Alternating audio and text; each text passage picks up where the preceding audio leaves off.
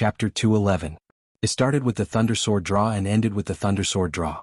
When Malekith's head flew into the air, the outcome of the battle between him and Logue was finally decided.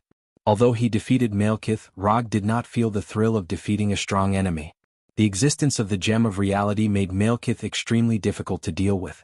But it was also because of the Gem of Reality that Malekith suffered from the energy backlash of the Nine Realms, which eventually led to his defeat and death. Rog removed the Thunder Tachi in his right hand and turned to hold the floating Gem of Reality. His mood was as calm as water. Not long after, Thor and the other two came to Rog's side and looked at Malekith, who had completely lost his life, with a complicated expression.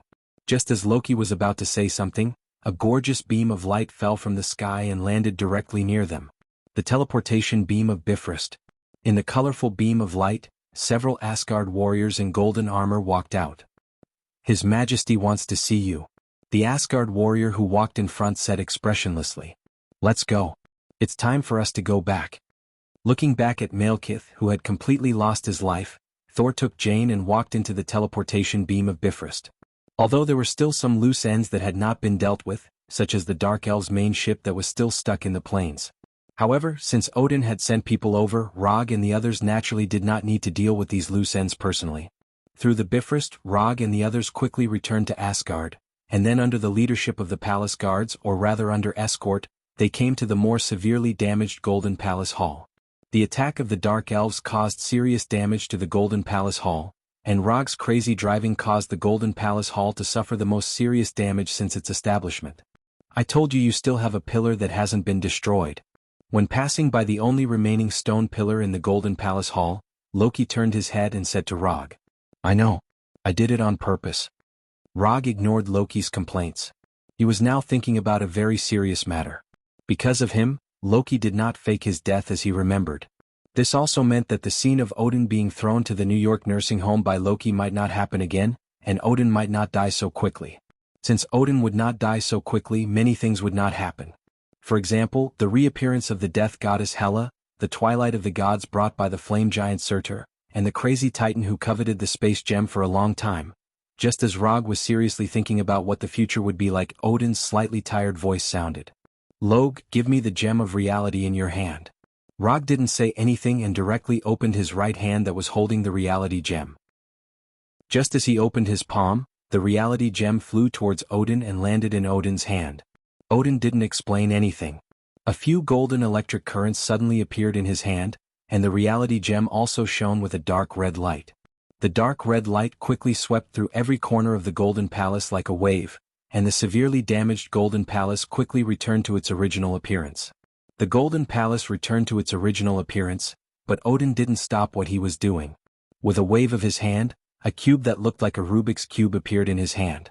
Then, under the gaze of Rog and the others, Odin put the Reality Gem into the cube, turning the originally white and flawless cube dark red. "I did some sealing on the Reality Gem to reduce the difficulty and danger of using it, making it easier for you to control or use the power of the Reality Gem. The principle of the seal is the same as the Rubik's Cube, so if you like, you can call it the Reality Cube." After saying that, Odin threw the Reality Cube in his hand to Rog. Rog had just caught the Reality Cube thrown by Odin when he heard Odin's voice again. "From now on, you are the guardian of the Reality Gem."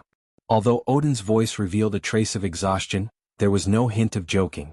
However, after hearing his words, Rog, Thor, and Loki all showed an incredulous look. Isn't this decision a bit too casual? Among the three, Loki was obviously more excited than Rog and Thor. He even began to imagine how much he could do if he had the Reality Gem. Conquering Jotunheim, conquering Warnerheim, conquering the land, forget about Earth, conquering that primitive country doesn't make much sense. Thinking of this, Loki couldn't help but turn his head and look at Rog. Unlike Loki, who was already full of crazy ideas after hearing Odin's words, the first thing that appeared in Rog's mind was not how powerful the Reality Gem is, but how troublesome the Reality Gem is. In this universe, there are many madmen who want to get the Infinity Gem. And among these madmen, there are many madmen with terrifying strength. Without enough strength, not to mention guarding the Reality Gem, they may not even be able to keep their own life. To put it nicely, the Infinity Gem is a universal treasure that contains powerful power. To put it bluntly, the Infinity Gem is a disaster collector, and it's the kind of disaster collector that has super powerful power and can cover the entire universe. After thinking about it seriously, in fact after thinking for more than 10 seconds, Rog made a decision. He has no interest in being the reality gem guardian. However, he is still a little interested in the name of the reality gem controller. Isn't it just the crazy Titan and some unknown universe-level enemies? Bring it on. After making the decision, he happily put away the reality Rubik's Cube in his hand. After handing over the reality Rubik's Cube to Rog, Odin left the Golden Palace Hall with the Gungnir, and his back looked a little lonely. Under the arrangement of Thor, Loki was locked back in his exclusive cell, and Rog returned to the room he lived in before. As for Jane, she was taken to his palace by Thor. As the future heir to the throne of Asgard, Thor has his own palace in the Golden Palace, which covers a large area and is luxurious enough. In the afternoon of the next day, Thor, who had disappeared for nearly 24 hours, finally appeared in front of Rog again. Malekith is dead, and according to the agreement, I will take you to Nidawyler. But before we set off, I need to explain to you first. There are not many dwarves living in Nidawyler, only about 300 people, and they are somewhat xenophobic and don't like people from other planets. The most important thing is, don't make fun of their height, they will go berserk. Chapter 212. Although he had some psychological preparation when they came to Nidavyl where the dwarves lived, Rog still had serious doubts about the dwarves. There are more than 300 dwarves living on the Nidavyl star ring. Among these dwarves, as long as they are adult dwarves, they are about twice his height. Even those underage dwarves are generally taller than him by a head. Earthling, do you want to make a suit of armor that suits you? Dwarf King Aitsue sat on a huge chair made entirely of metal and asked with his head down. Yes, I want a suit of armor that doesn't affect my speed and flexibility. The style of the armor can be roughly based on this. After that, Rog took out the sketch that he had drawn last night. Unlike the previous set of armor copied from Uchiha Madara, the armor sketch that Rog took out at this time is more modern. The overall shape of the armor is smoother and more fitting to the body curve. In this regard, Rog decisively borrowed some of the ideas of Tani Mark series Iron Man armor. However, compared with Tani's full coverage armor, the armor he designed can only be regarded as half coverage, and there are many fewer parts. In general, there are actually only 3 components. The main body composed of a chest protector, a waist protector and a skirt, boots for the legs and bracers for the arms. All the components will not be very thick, similar to the armor worn by Thor now. Although Rog will not wear a cloak like Thor, he intends to wear the Haori of Yondaime Hokage outside the armor. You can continue to improve your drawing skills, but I have a rough idea of what you want. After taking a look at the scroll handed by Rog, Dwarf King Aitsue immediately understood what kind of armor Rog wanted, and the specific building ideas quickly emerged in his mind. There is no problem in helping you build the armor, but you have to solve the materials yourself. Do you understand? Understood. For Thor's sake, Dwarf King Ikki didn't mind helping Rog make a set of armor. It wouldn't take much time anyway. But as for the materials, Rog could only solve it himself. Although Asgard had sent a lot of materials, they were all used for a specific purpose. Dwarf King Aitsue would not use Asgard's materials for Rog. As for the materials, I can only provide vibranium and URU metal. As for the others, if you need them, I can get them as soon as possible. Rog was not dissatisfied with Dwarf King Aitsue's request. It was already good enough that the other party was willing to forge the armor for him. He couldn't expect the other party to pay for the materials. For the time being, he couldn't bring himself to do such a thing. Under the gaze of Ai Chue and Thor, Rog took out a psychic scroll that he carried with him and channeled some of the vibranium and URU metal that he had collected before. Thank you Wakanda, thank you Asgard. When Rog channeled a pile of vibranium and URU metal, Dwarf King Aitsue's eyes were a little strange. Is this guy Odin's illegitimate son? Where did he get so much URU metal? Just the URU metal that Rog channeled now was more than the total amount in Nidawyler's warehouse. And Aitsue was sure that Rog had more URU metal than this. The URU metal that Rog channeled now was only about 1/3 of what he had. When Asari's army was fighting in Warnerheim, most of the URU metal sent by Asgard went into his pocket. Now it was time for these URU metal to play a role. The number is a bit wrong. A set of armor can't use so much URU metal and vibranium. With a casual glance, it could be seen that the amount that Rog channeled greatly exceeded the need for a set of armor. Yes, if the number of armor is calculated, here is about the amount of 10 sets of armor. As soon as Rog finished speaking, Dwarf King Aitsue's face became a little gloomy. Another greedy guy. The agreement was only 1 set, but he wants 10 sets. Earthling, your appetite is too big. After hearing Rog's words, Thor's face gradually became ugly. Asking Dwarf King Aitsue to personally create a set of armor, even for him, was not an easy task. The reason why Aitsue agreed to his request so easily was mostly because of Odin's face. Here are the materials needed for 10 sets of armor. Except for the original set, I am willing to give 5 sets of the remaining 9 sets of materials to Nidavel. As for the remaining 4 sets of materials, I hope King Aitsue can help me make a revolver. After that, Rog took out his other weapon design sketch. The style of the revolver on the sketch was very similar to the classic Colt Python, but it was larger and had not 1 barrel but 2. This kind of weapon used by ordinary people doesn't use URU metal and vibranium at all. Tell me, what do you want? It was a revolver, and a gunpowder revolver at that. Let alone in Nidavel, even on Earth, this kind of thing is not considered a high-end weapon. I have no interest in gunpowder weapons, but I am still a little interested in firearms. I hope that this revolver can use the chakra on my body as the energy source and have the ability to fire ninjutsu bullets. Rog quickly explained to Aitsue what chakra and ninjutsu bullets are. Ninjutsu bullets, this is his own original term.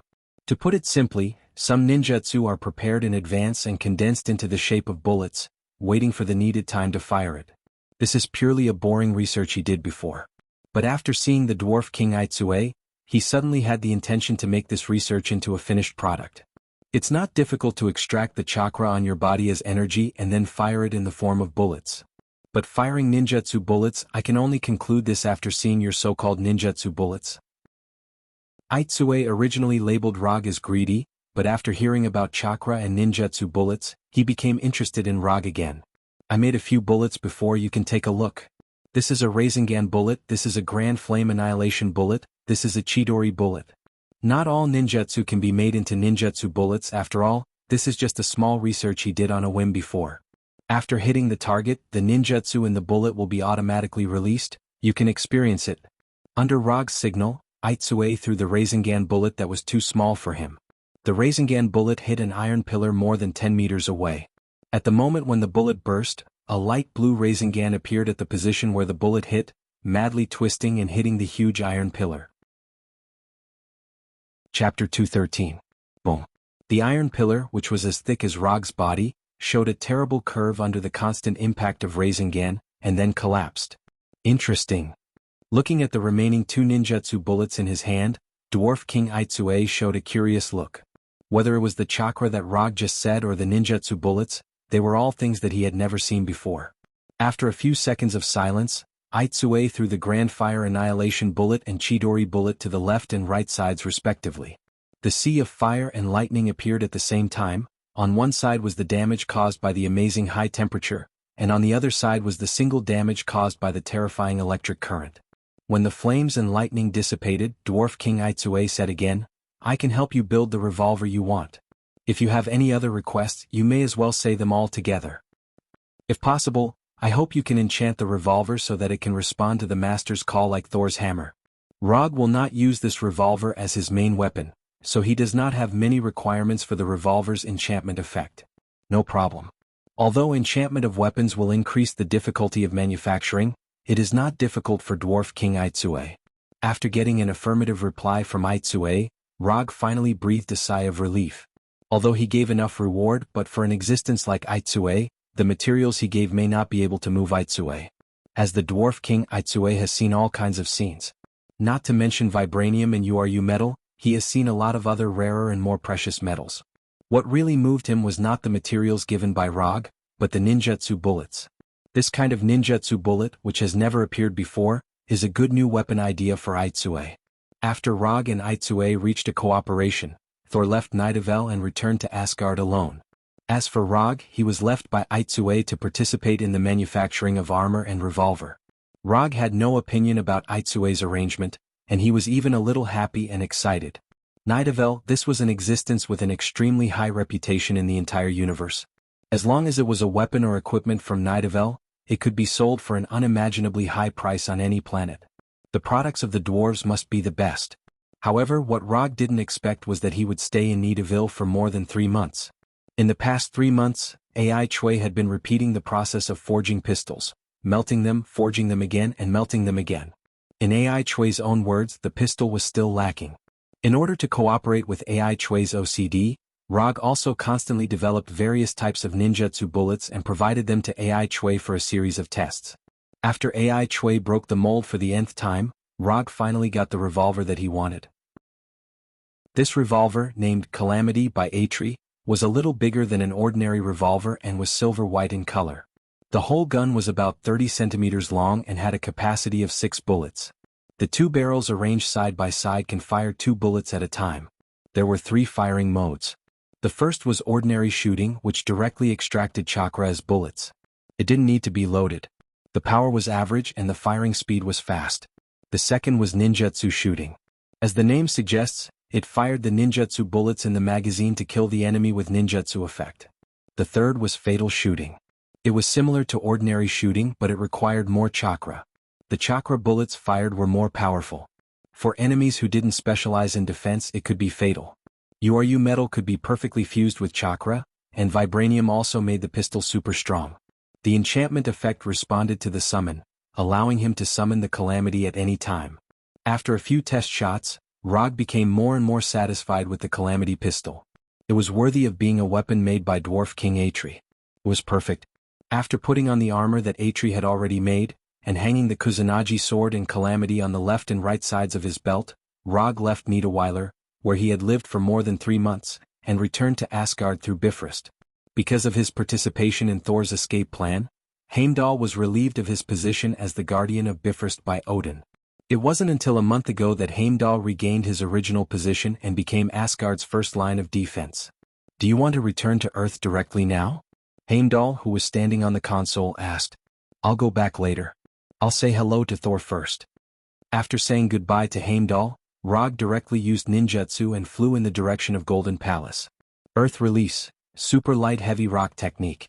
In more than 3 months in Niederweiler, in addition to cooperating with Deity to create Calamity, Rog did most of the research and development of ninjutsu bullets in exchange for new ninjutsu. Thor's commission provided him with up to 250 ninja coins as commission reward, plus the 335 ninja coins he originally had. The number of his unconsumed ninja coins reached an amazing 585 ninja coins. However, this amazing number didn't last long, and more than half of it was consumed by him. Super light heavy rock technique was one of the ninjutsu he exchanged during the development of ninjutsu bullets. In addition to this ninjutsu that can greatly reduce the mass of matter and has allowed him to fly, he also exchanged more than a dozen ninjutsu including Fire Release, Great Fireball, Fire Release, Fire Dragon Bullet, Water Release, Water Shockwave, Water Release, Water Dragon Bullet, Water Release, Whirlpool Water Blade, Wind Release, Vacuum Ripple, Wind Release, Tornado Hurricane, and so on. This series of ninjutsu exchanges also reduced his unconsumed ninja coins directly to 255. Although the consumption of ninja coins was a bit high, the harvest was obvious. After further improving his ninjutsu list, he always had the intention to find an enemy to practice his ninjutsu. However, this wish of his could only be realized after he returned to Earth. After using super light heavy rock technique to quickly fly to Golden Palace, Rog found Thor, who he hadn't seen for more than 3 months. When Rog saw Thor again, Thor was dealing with piles of documents that were tens of centimeters high in the council hall in Golden Palace. Jane only stayed in Asgard for less than a week before returning to Earth. Thor planned to go to Earth with Jane, but Odin gave him a new task, a long and boring task. Odin no longer dealt with the specific government affairs of Asgard at this time. Everything was handed over to Thor. "I'm going back to Earth. If you need any help in the future, you can contact me through Shadow Clone Technique." After that, Rog took out a Shadow Clone Technique scroll and handed it to Thor. "After you go back, help take care of Jane. Her research may attract some malicious eyes." "No problem." Chapter 214. Thor told Jane the astronomical knowledge that did not belong to the Earth, so Jane is now one of the top astronomers on the Earth, and she is also the kind of astronomer who has a certain understanding of alien civilizations.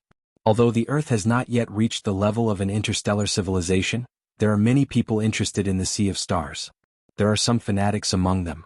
I will pay more attention to life safety, but if it is emotional and spiritual, I can't guarantee it.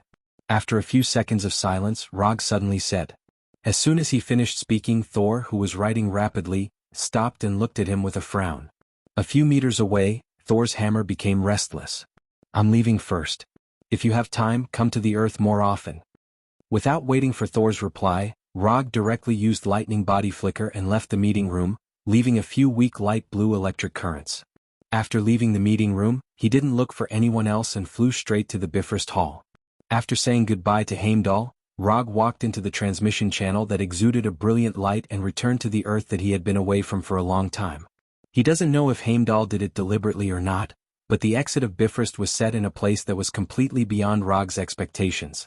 Times Square, Manhattan, New York City. When Roger walked out of the dazzling teleportation beam, he saw a dense crowd of people as well as the surrounding people who were holding up their phones. At this moment he finally understood why Heimdall asked him if he needed to be teleported to a specific place. Heimdall, I will remember you. After a helpless sigh, he locked onto a nearby flying Thor technique and instantly disappeared from people's sight and mobile phone cameras. After leaving Times Square, he began to sense the flying Thor technique in the office. He has been away for several months and he doesn't know how Konoha is doing now. With a thought, the scene in front of him changed again, and the familiar office reappeared in front of his eyes. However, as soon as he returned to the office, he immediately noticed that something was wrong. The office has not changed and it is as neat as ever. But the problem is that the number of lives in the company seems to be too many. Even without using Chakra's sensing ability, he could clearly sense that there were dozens of humans outside the office. After opening the office door, he saw a group of men and women in suits busily working. Although they were all dressed up as professionals, he could tell at a glance that they were all special people who had received professional training. Soldiers, agents, spies, or maybe there were some professionals whose profession he couldn't name. Can anyone tell me what's going on here? Although Rog's voice wasn't loud, the moment he opened the office door, everyone's eyes involuntarily gathered on him. Mr. Rog, you're finally back. I'm your new assistant, Alice. A curvy blonde woman who looked more like a mistress than an agent quickly came to his side and said softly, "Where are Sky and Erica?" His tone was very calm, but his mood was starting to get a little bad. He had only been away for more than 3 months, and the company had become like this, which made him very unhappy. They moved to the headquarter base in Washington, and I'm temporarily in charge here. The blonde girl named Alice continued to answer in a gentle tone. Coupled with her charming smile, she gave people a feeling of being bathed in the spring breeze. No one can refuse my charm. Sure enough, I'm the most suitable person for this task. A few thoughts flashed through Alice's mind quickly, and her face still maintained the charming smile. However, Alice didn't expect that just as she silently waited for Rog's answer, Rog directly took out the pistol at his waist and pointed it at her forehead. I don't care who you are now, immediately use your phone to contact your boss, you have 5 seconds. From beginning to end, Rog didn't turn his head to look at Alice. Rog's sudden action of taking out his gun not only completely exceeded Alice's expectations, but also completely exceeded everyone's expectations. No one thought that Rog, who had disappeared for 3 months, would suddenly come back, and this was the scene as soon as he came back. 5, 4, 3. Rog didn't pay attention to anyone and he had no intention of explaining at all, just silently counting down. He didn't dare to shoot. He was a member of Thunder Agents and he absolutely didn't dare to shoot. Most people, including Alice, didn't think that Rog would shoot. In their view, this was just a way for Rog to show his strength. However, in addition to these people, there were a small number of people who were eager for Rog to shoot at this time, and they even secretly took out small camera equipment and pointed the camera at him. I'm from S.H.I.E.L.D. This is a cooperation between S.H.I.E.L.D. and Secretary of State Ross. If you need, I can help you contact S.H.I.E.L.D. or Secretary of State Ross. Even though a gun was pointed at her forehead, Alice didn't panic at all. She opened her mouth to explain. 2-1. The 5-second countdown ended, and there was no gunshot. Sure enough, he didn't dare to shoot, he was just bluffing. Alice was not surprised by this result, or rather, she had already guessed this result. Do you think that as long as you bring out S.H.I.E.L.D. or Ross, I won't dare to shoot? Only then did Rog finally turn his head to look at Alice, and his tone was as calm as ever. At this time he didn't exude any killing intent, and there was no sense of oppression in his tone. But for some reason, a dangerous reminder suddenly emerged in Alice's heart. Anyway, you are the captain of Thunder Agents. You should still abide by Secretary of State Ross's decision. Although she didn't know why there was a sense of danger in her heart, Alice still maintained her previous posture and said unhurriedly, "Really?" After hearing Alice's answer, Rog suddenly laughed. "Interesting, really interesting. Ah. Hey, those who are secretly taking pictures, hold your hands steady. Don't you want to see this picture? I'll show it to you." As soon as his voice fell, a fierce gunshot suddenly sounded. Boom. Alice, who was hit in the head by Calamity, flew out directly. Her head was shattered into several pieces by the chakra bullet, and bright red blood splashed everywhere. Until Alice's body fell to the ground, the agents and spies who witnessed this scene still couldn't believe what they saw. Rog actually shot. And he did it without any hesitation after knowing that S.H.I.E.L.D. was cooperating with Secretary of State Ross. The huge company suddenly became dead silent, and the TV in the hall just broadcast the latest news at this time. According to the latest news from this station, the fourth Hokage Rog, who died 3 months ago while performing a secret mission, suddenly appeared in Times Square. A large number of pedestrians at the scene witnessed the scene of the fourth Hokage walking out of the mysterious beam of light. Died while performing a mission? Glancing at the picture in the news, Rog seemed to have guessed something. Chapter 215. Why do people always like to do things to me? Do they think I'm weak and easy to bully? At the beginning, Rog didn't know what was going on. But as long as he combines what Alice said with the content of the news, it's not difficult to guess the result. It seems that someone wants to take advantage of his absence from the earth to make some big news. After killing Alice, he didn't pay attention to anyone in the hall. He directly used the Flying Thunder God and returned home. There are no traces of invasion. It seems that this place should not be controlled by S.H.I.E.L.D. and Ross's people. After carefully inspecting the few secret decorations in the house, he took out the work phone that Sky had specially modified from the study. This is the mobile phone he uses to contact the Thunder agents, and it has Ross's contact information. First, he took the phone to charge, then he turned on the computer and began to think about the news reports related to the fourth Hokage. It would have been better if he hadn't searched. After searching, he found out that not only had he died in the course of a mission 3 months ago, but he had also held a very high-standard funeral 2 months ago. This is a bit too much. The latest news he found was the news of him wearing armor and appearing from the teleportation beam of the Rainbow Bridge. Later, he searched for news related to Konoha's private military company and Spider-Woman. Spider-Woman is still active on the streets of New York, maintaining New York security and justice. There is not much news about Konoha's company. In summary, there are basically 2 things. The first thing is that Konoha has become a cooperative agency between S.H.I.E.L.D. and the Ministry of Defense and has received an official endorsement. This may also explain why there are a lot of people he doesn't know in his company. The second thing is that Konoha has moved to Washington and set up a headquarters in Washington. And coincidentally, Konoha's new headquarters is less than 1 kilometer away from the Thunder Agent's headquarters. After reading the news found on the internet, Rog not only didn't understand what Ross and S.H.I.E.L.D. wanted to do, but he became even more confused. What do they want to do, publicize his death and then take over his men and company? Where did they get the courage to carry out this straightforward plan that is close to retarded? As long as he comes back, everything they do can't be hidden from everyone. Unless they are sure that he will not appear again. But then there would be an even more inexplicable reason. Why did they think that he would definitely not appear?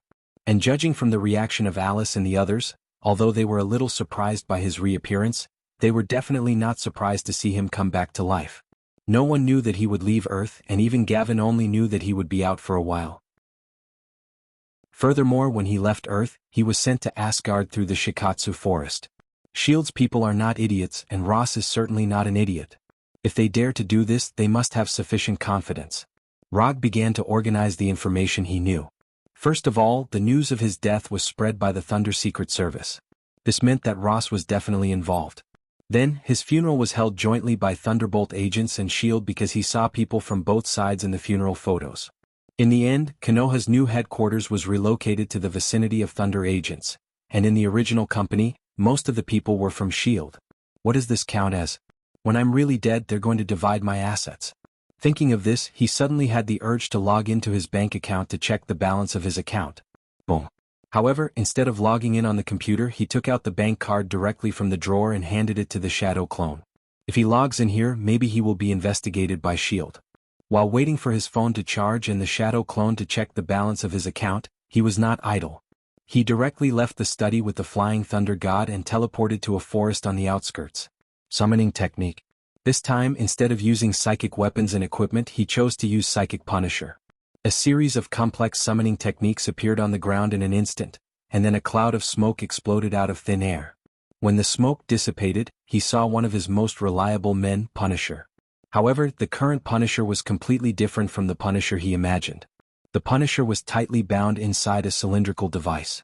Except for the head, which could still move freely, the body below the neck was bound in the device. On the surface of this cylindrical device, there were several broken circuit interfaces, which seemed to have been forcibly torn off during the summoning. Wait a minute, I'll summon Bronsky.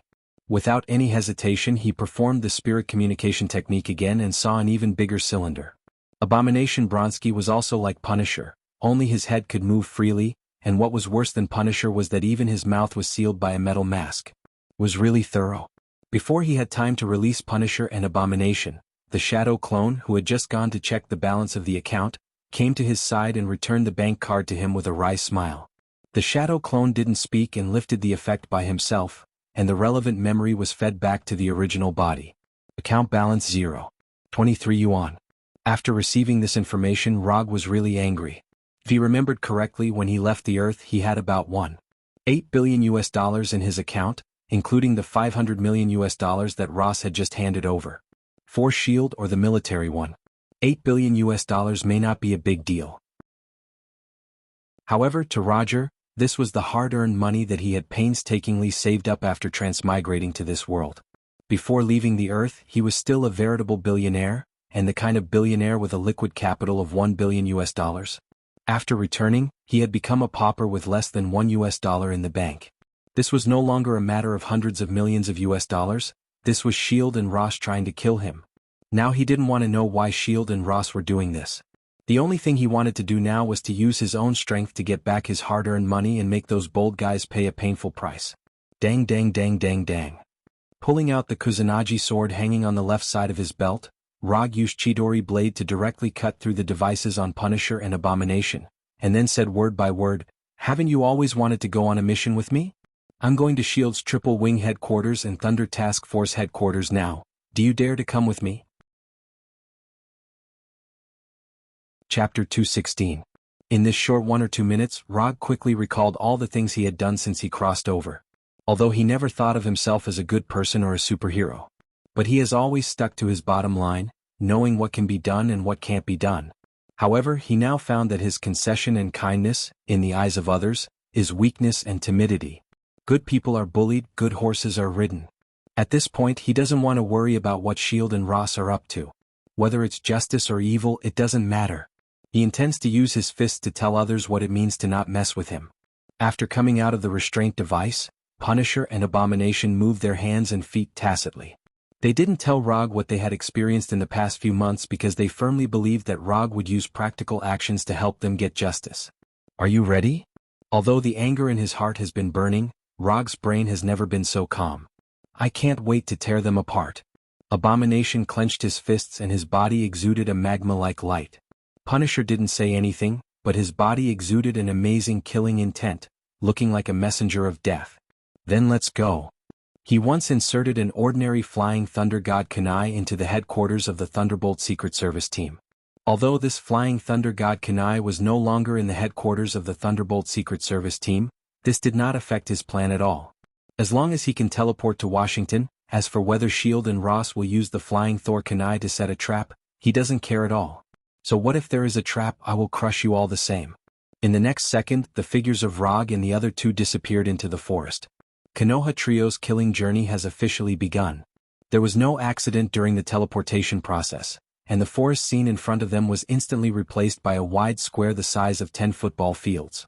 In this spacious and somewhat amazing square, Roger and the other two saw fully armed S.H.I.E.L.D. agents, UA soldiers, all members of the Thunder Secret Service, all kinds of weapons of war enough to start a local war, and 3 new generation helicarriers floating quietly in the air.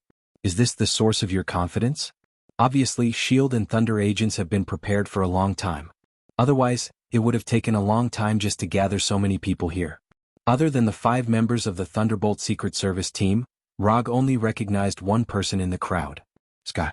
From the looks of it, Sky wasn't missing an arm or a leg. However, her mental state was not very good. She looked lifeless. Sky was here, but Erica wasn't. Rog could guess what had happened to Erica. Who's in charge here? After picking up the flying Thor Kanai that was deliberately inserted in the center of the square, Rog took a few steps forward and said in a calm tone. Logically speaking, it was impossible for his voice to travel more than a few hundred meters. but through chakra, he created a natural loudspeaker that allowed his voice to reach everyone's ears. Rog, you are suspected of endangering the security of the Earth, stealing SHIELD secrets, and slaughtering a large number of innocent people. The World Security Council has decided to sentence you to death. Surrender now, you have no chance. Someone on the other side shouted with a loudspeaker, portraying their actions as a righteous act to maintain world peace. Fucking hypocrites, don't you just want the power in my body? Don't you just want to master the so-called ninjutsu? Come on, bring it on. Let me see if you're worthy of this power. After that, Rog slowly raised his left hand and gave them a middle finger. Trash. Then he added another sentence. With the help of chakra, the word trash was conveyed to everyone on the other side. After doing all this, he turned directly and walked towards the Punisher and Abomination, ignoring the snipers who had already aimed at him. There is only one mission goal, and that is to kill all of them, understand? Understood. Understood. Looking at the Punisher and Abomination's determined expressions without the slightest hesitation, Rog suddenly felt a sense of relief. These two subordinates were not bad. At this moment, the snipers who had already aimed at the three of them finally pulled the trigger. Dozens of sniper bullets flew towards them at a speed faster than the speed of sound. Then, when they were more than 10 meters away from the three of them, they instantly disintegrated. Raitan, Thundercloak Protection. The moment he turned around, Rog had already cast a large-range Thundercloak Protection, completely enveloping the three of them. It was not until the sniper bullets were completely disintegrated that the sound of gunshots finally reached their ears. The sniper's shots also officially announced the beginning of the battle. Bang bang bang bang bang. Da-da-da-da-da. Various gunshots continued to ring out, and Rog finally began his counterattack. Mokutan, Tree Realm Descent. Before the swarm of bullets and shells flew in front of them, they were blocked by trees and vines. A dense forest emerged directly from the ground, turning the specially built battlefield of SHIELD and Thunder agents into Rog's home field. Kill. As soon as his voice fell, Rog disappeared in front of the Punisher and Abomination. He didn't need to give any specific instructions to the Punisher and Abomination because they were the top fighters. He also didn't need to prepare any weapons for them because their bodies were the most powerful weapons. Rog had never used Tree Realm Descent on Earth, so neither SHIELD nor Thunder agents knew that he had the power to instantly change the battlefield terrain. In this lush forest that was completely beyond imagination, the threat of bullets and shells and other gunpowder weapons plummeted. In this forest with trees and vines everywhere, there was no good shooting environment at all. What's worse is that the trees, vines, weeds and other plants here were all under Rog's control. With just the arrival of the tree world, he completely destroyed the battlefield that SHIELD and Thunder Secret Service had carefully built. However, at this time he didn't pay attention to the ground troops. The small fries on the ground weren't worth his energy. At this time he was standing on a thick trunk, casually loading ninjutsu bullets into Calamity. Spiral electromagnetic gun bullets, spiral electromagnetic gun bullets, spiral electromagnetic gun bullets. After loading all 6 spiral electromagnetic gun bullets into the magazine, he looked up at the 3 helicarriers floating in the sky. Since you trust the technological power in your hands so much, have a taste of the dwarf and ninja's technology. He pointed Calamity's muzzle at one of the helicarriers and pulled the trigger. Rumble. 2 silver-white beams of light as thick as an arm emerged from the barrel of Calamity, carrying the power of Calamity that could destroy everything, and went straight to the target. Chapter 217. The new generation of helicarrier in the sky is a super war fortress built by SHIELD after the Battle of New York. Each helicarrier is equipped with a variety of weapons carefully developed by SHIELD. The ultra-long-range precision gun formation at the bow of the ship can eliminate 1,000 terrorists in a minute. Combined with the long-range, medium-range and short-range missiles on the helicarrier and the close-range defense guns located around the hull, these 3 helicarriers have the terrifying strength to attack a country.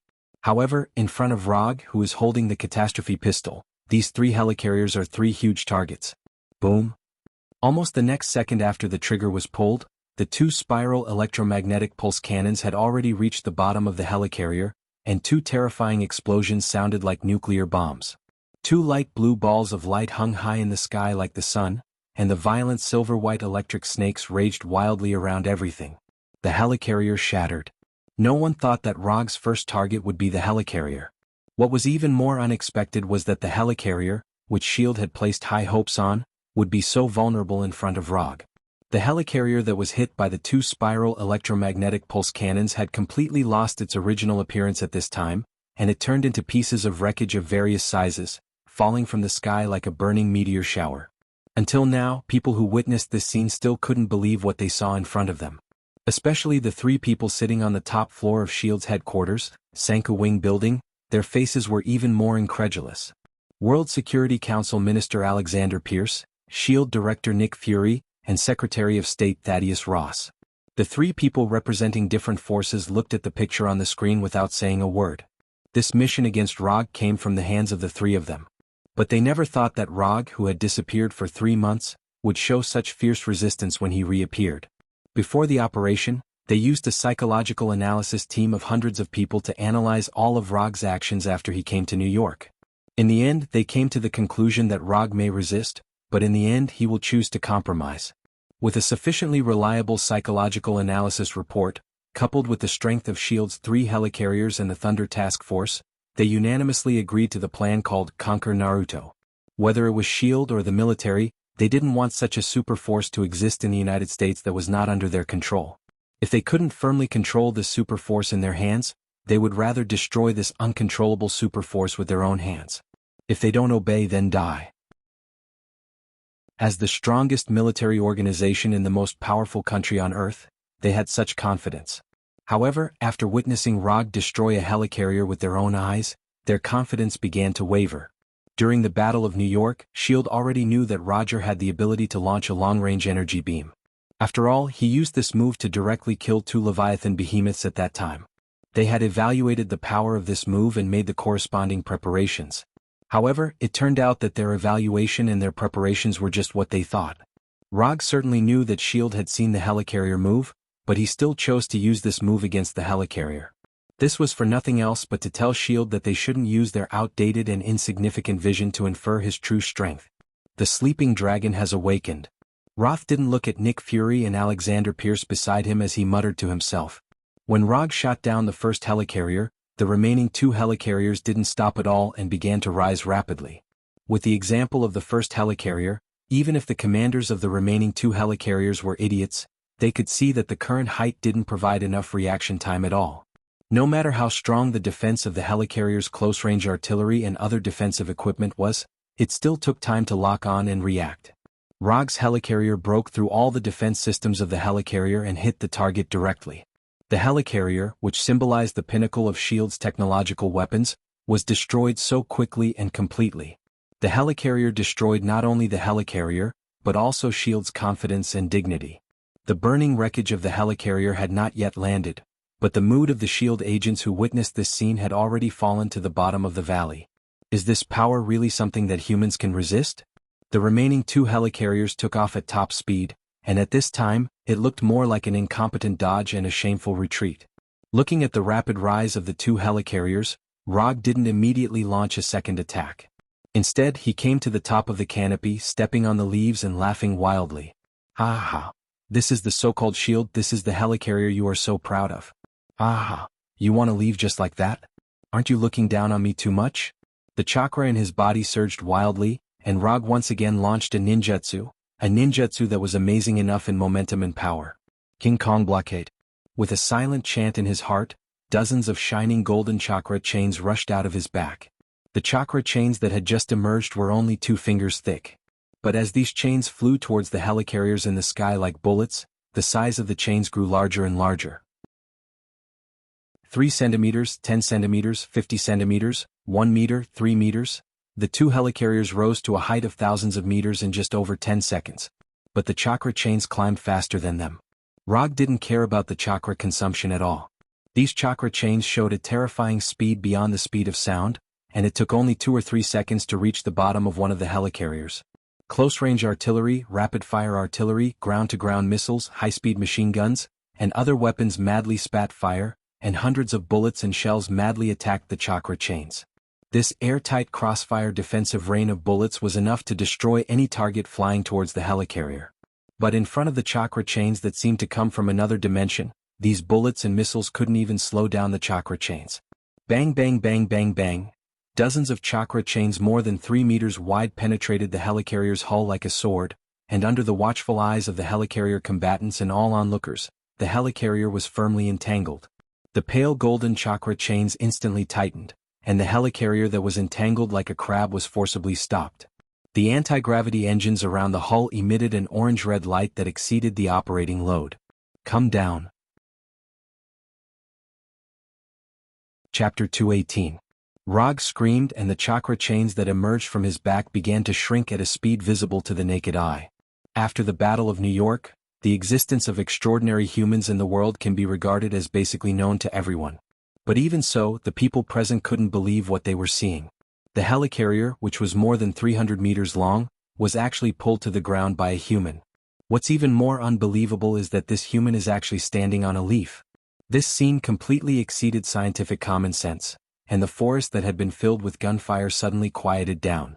Pairs of eyes looked up at the sky as if they had seen a miracle. This is 2F** King crazy. Before the battle, SHIELD agents and military soldiers knew that the target they were going to deal with this time was Roger, who was known as the Fourth Hokage. They knew that Rog had extraordinary powers that ordinary people did not have, and they also knew that Rog had strength far beyond ordinary people. They had seen the battle between Rog and the Chitauri during the Battle of New York, and they had also seen various analysis reports about Rog's abilities.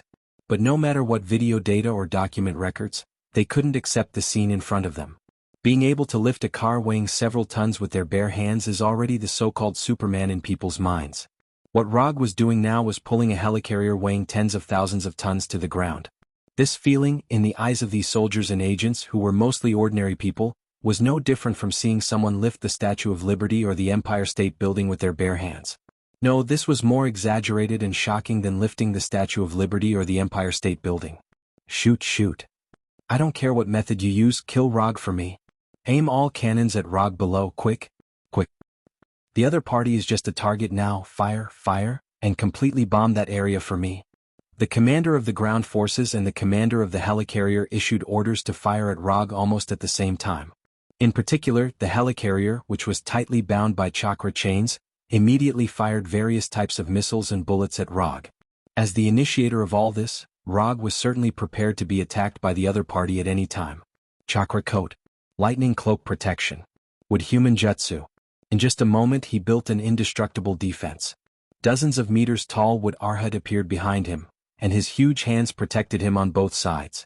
The moment Wood Arhat appeared, the chakra coat shone with a light blue light completely enveloped him, further enhancing Wood Arhat's already terrifying defense. In addition, around the wooden Arhat's body, there was a layer of lightning armor that was invisible to the naked eye. No matter which direction the attack came from, no matter what the weapon was. As long as they couldn't penetrate the lightning cloak protection, Wood Arhat and chakra coat in a short period of time, they wouldn't be able to hurt Rog in the innermost part. Intense explosions continued to sound, and orange-red flames appeared as if they didn't cost money. Powerful shockwaves ravaged everything around them, regardless of friend or foe. However, none of this had any meaning. No matter if it was an attack from the ground forces or the helicarrier, none of the attacks could get within 10 meters of Rog.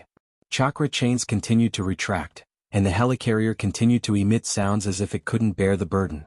The steel hull was forcibly distorted by the powerful force, and the power of the 4 anti-gravity engines was pushed to the limit, and the light emitted by the engines became redder and redder.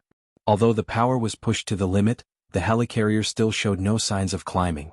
The huge hull was pulled closer and closer to the ground by chakra chains. Boom. After holding on for a while, one of the anti-gravity engines took the lead in collapsing. With the explosion of the anti-gravity engine, the power of the helicarrier was reduced by a quarter in an instant, and the speed of its descent was getting faster and faster. Boom. Within a few seconds, the second anti-gravity engine also ushered in the end of the overload explosion. When the first anti-gravity engine exploded, SHIELD's agents already had a bad premonition. However, their worry didn't last long before it completely turned into despair. 4 anti-gravity engines can provide perfect flight power. Although 3 engines will reduce stability, it can still maintain the flight posture. However, once the number of engines drops to 2, it means that the helicarrier will completely lose its flight power. After the helicarrier lost 2 engines, even if Rog did nothing, the helicarrier would crash under the influence of gravity. So, when the second anti-gravity engine also collapsed, the helicarrier was doomed to crash. It's over, it's completely over. The helicarrier that S.H.I.E.L.D. spent a lot of money to build has been destroyed before it could really show its power.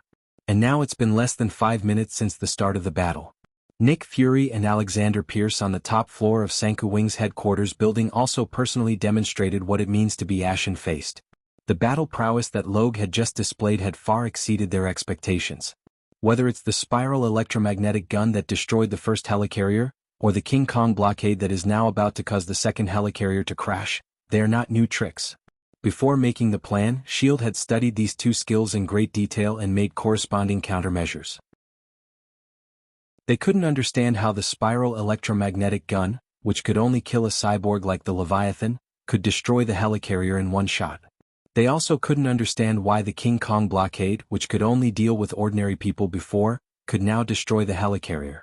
But now is obviously not the time to consider these issues. What they need to consider most now is how to stop Rogue, a ninja who has shown enough power to fight against the entire S.H.I.E.L.D. and the military alone. I'm going to contact someone, I'll be back in a few minutes. After saying that, Nick Fury stood up and walked directly to his office. Now is not the time to hide his trump card. If he doesn't find a way to deal with Rogue today, there will be no more S.H.I.E.L.D. in the future.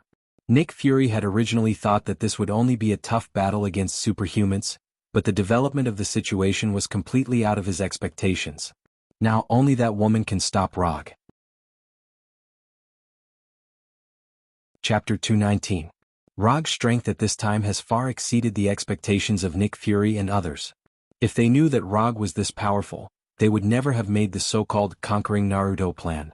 Although S.H.I.E.L.D. and the military don't like uncontrollable super combat power, it also depends on how strong the super combat power is. If it is really the kind of power that they can't resist, even if their brains are all eaten by dogs, they won't have any ideas about this kind of person. For people like them, the so-called principles can be changed at any time. After quickly returning to his office, Nick Fury took out a pager from the safe that seemed to be from the last century. I hope you can come back in time. Without any hesitation, Nick Fury started the pager that only had a one-sided notification function. A red and blue pattern appeared on the small display screen of the teleporter. In the middle of the pattern, there was an octagonal star with the top and bottom ends protruding. After seeing the pattern emerging from the pager, Nick Fury finally breathed a sigh of relief. This pager has been in his hands for decades, and he was just worried about whether the pager would work properly. Fortunately, the passage of time has not affected the pager's function. After doing all this, Nick Fury returned to his office on the top floor of the building. You just missed a wonderful scene. When Nick Fury returned, Ross didn't look back and said with a wry smile, "What could be worse right now?" Nick Fury didn't care about Ross's tone. At this time, no one can be happy. Picking up the remote control on the table, Nick Fury jumped back a few minutes on the surveillance screen. Then he saw the wonderful scene that Ross had described. After losing 2 anti-gravity engines, the helicarrier was doomed to crash. However, Rogue, standing on the top of the tree, didn't stop there. The chakra chain wrapped around the helicarrier stopped retracting and surged wildly again.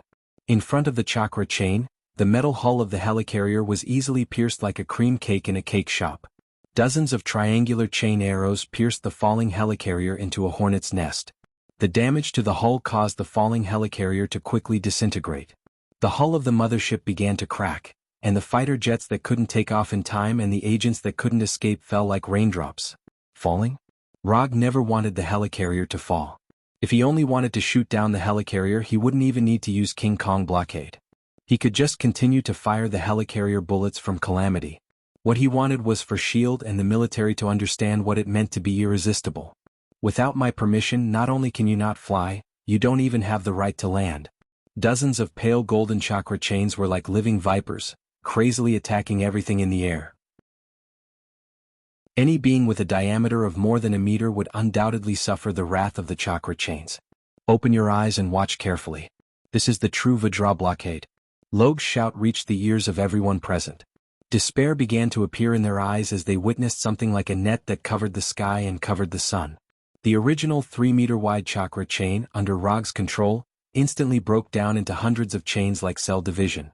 Although the newly broken chains were only 2 or 3 centimeters wide, the number of chains had increased by a terrifying amount. There were originally only dozens of chakra chains flying in the air. At this time, there were more than 3,000 chakra chains flying in the air. What did it mean to cover the sky? What did it mean to be airtight? What did it mean to have hundreds and thousands? This was it. More than 3,000 chakra chains formed an unimaginable attack net, like piranhas in the Amazon River, frantically nibbling away at the wreckage of the helicarrier. The damaged hull baffle, the burning Quinjet, the unfired missiles and shells. It's just that the things that fell from the helicarrier, whether they were metal or human, did not escape the fate of being attacked by the chakra chains. At this time, Rog was like a skilled knitter, using more than 3,000 chakra chains to weave a golden net in the sky that symbolizes destruction and death. The SHIELD agents and military soldiers who participated in this operation thought that the scene of Rog destroying the two helicarriers was shocking and amazing enough. But when they saw the net of death and destruction composed of chakra chains in front of them, they realized how naive their idea was. Is this a ninja? Is this the Yondaime Hokage? We are actually fighting against this kind of godlike enemy. All kinds of shocking thoughts emerged in the minds of these agents and soldiers. Rog proved with living facts what it means to be unrivaled. It wasn't until more than a minute later that the wreckage of the helicarrier finally fell to the ground, if these things can still be called wreckage. In the net of death and destruction composed of chakra chains, there is a layer of filter made of chains with pores no more than 3 centimeters. Only those who have passed through the filter will not be attacked by the chakra chains. Burning metal shards, broken corpses, unfired bullets, and bright red blood, an indescribable drizzle seemed to be falling from the sky. When the artificial drizzle was over, Rog directly lifted the effect of King Kong blockade, and the chakra chains flying in the sky disappeared in an instant. The third helicarrier must retreat immediately. I don't care what method you plan to use to deal with Rog, the helicarriers must not be destroyed here. Alexander Pierce could no longer sit still. He didn't care what would happen to SHIELD, but he didn't want Hydra to lose even one helicarrier. There's no chance. Rog has already destroyed 2 helicarriers. Do you think he will let go of the last one? Nick Fury tried to calm down, and the pain in his mechanical right arm seemed to come back. After hearing Nick Fury's words, Alexander Pierce wanted to continue to say something, but in the end he didn't say anything and sat weakly on the sofa. As Nick Fury guessed, Rog had no intention of letting go of the third helicarrier. If it was said that he might still have some compassion in his heart before, then the current him only believed in exterminating all of them. 3 kilometers, do you think you can escape my attack like this? After visually estimating the height of the third helicarrier, Rog took out a flying Thor kunai enchanted by Odin and threw it into the air. Chapter 220.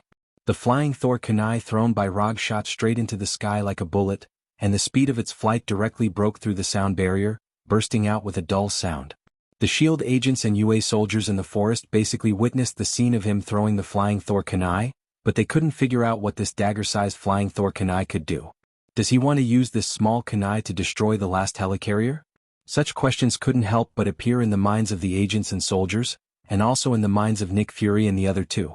Although this is somewhat unbelievable with the example of the previous 2 helicarriers, they didn't dare to underestimate this flying Thor kunai. SHIELD studied in detail the flying Thor kunai that Rog had left in Thunder Task Force, which was the one that was previously located in the center of the battlefield. However, they didn't get any useful information from that kunai. They knew that Rog could teleport through this kunai, but they couldn't figure out the secret, let alone reverse engineer Rog's teleportation. Except for the difference in color, the flying Thor kunai that Rog threw out now looked no different from the one they had studied before. What exactly does he want to do? As the one who has dealt with Rog the longest among the 3, Nick Fury is 100% sure that Rog is definitely planning some extremely amazing plans now. More than 3,000 meters in the sky is an absolute domain that is difficult for ordinary people to reach. But for those who have the ability to fly, this height is nothing. Rog can fly directly to the helicarrier through the lightweight rock technique, but he doesn't intend to do so. The reason is simple: this is too inefficient. The flying Thor kunai that was enchanted by Odin didn't take much time. To be precise, it took less than 10 seconds to fly to the same height as the helicarrier. The flying Thor kunai didn't receive any attack from the helicarrier because he didn't aim it at the helicarrier in the first place. All he needed was a teleportation point that was high enough. The first helicarrier was destroyed by the spiral electromagnetic cannon, and the second one was destroyed by the King Kong blockade.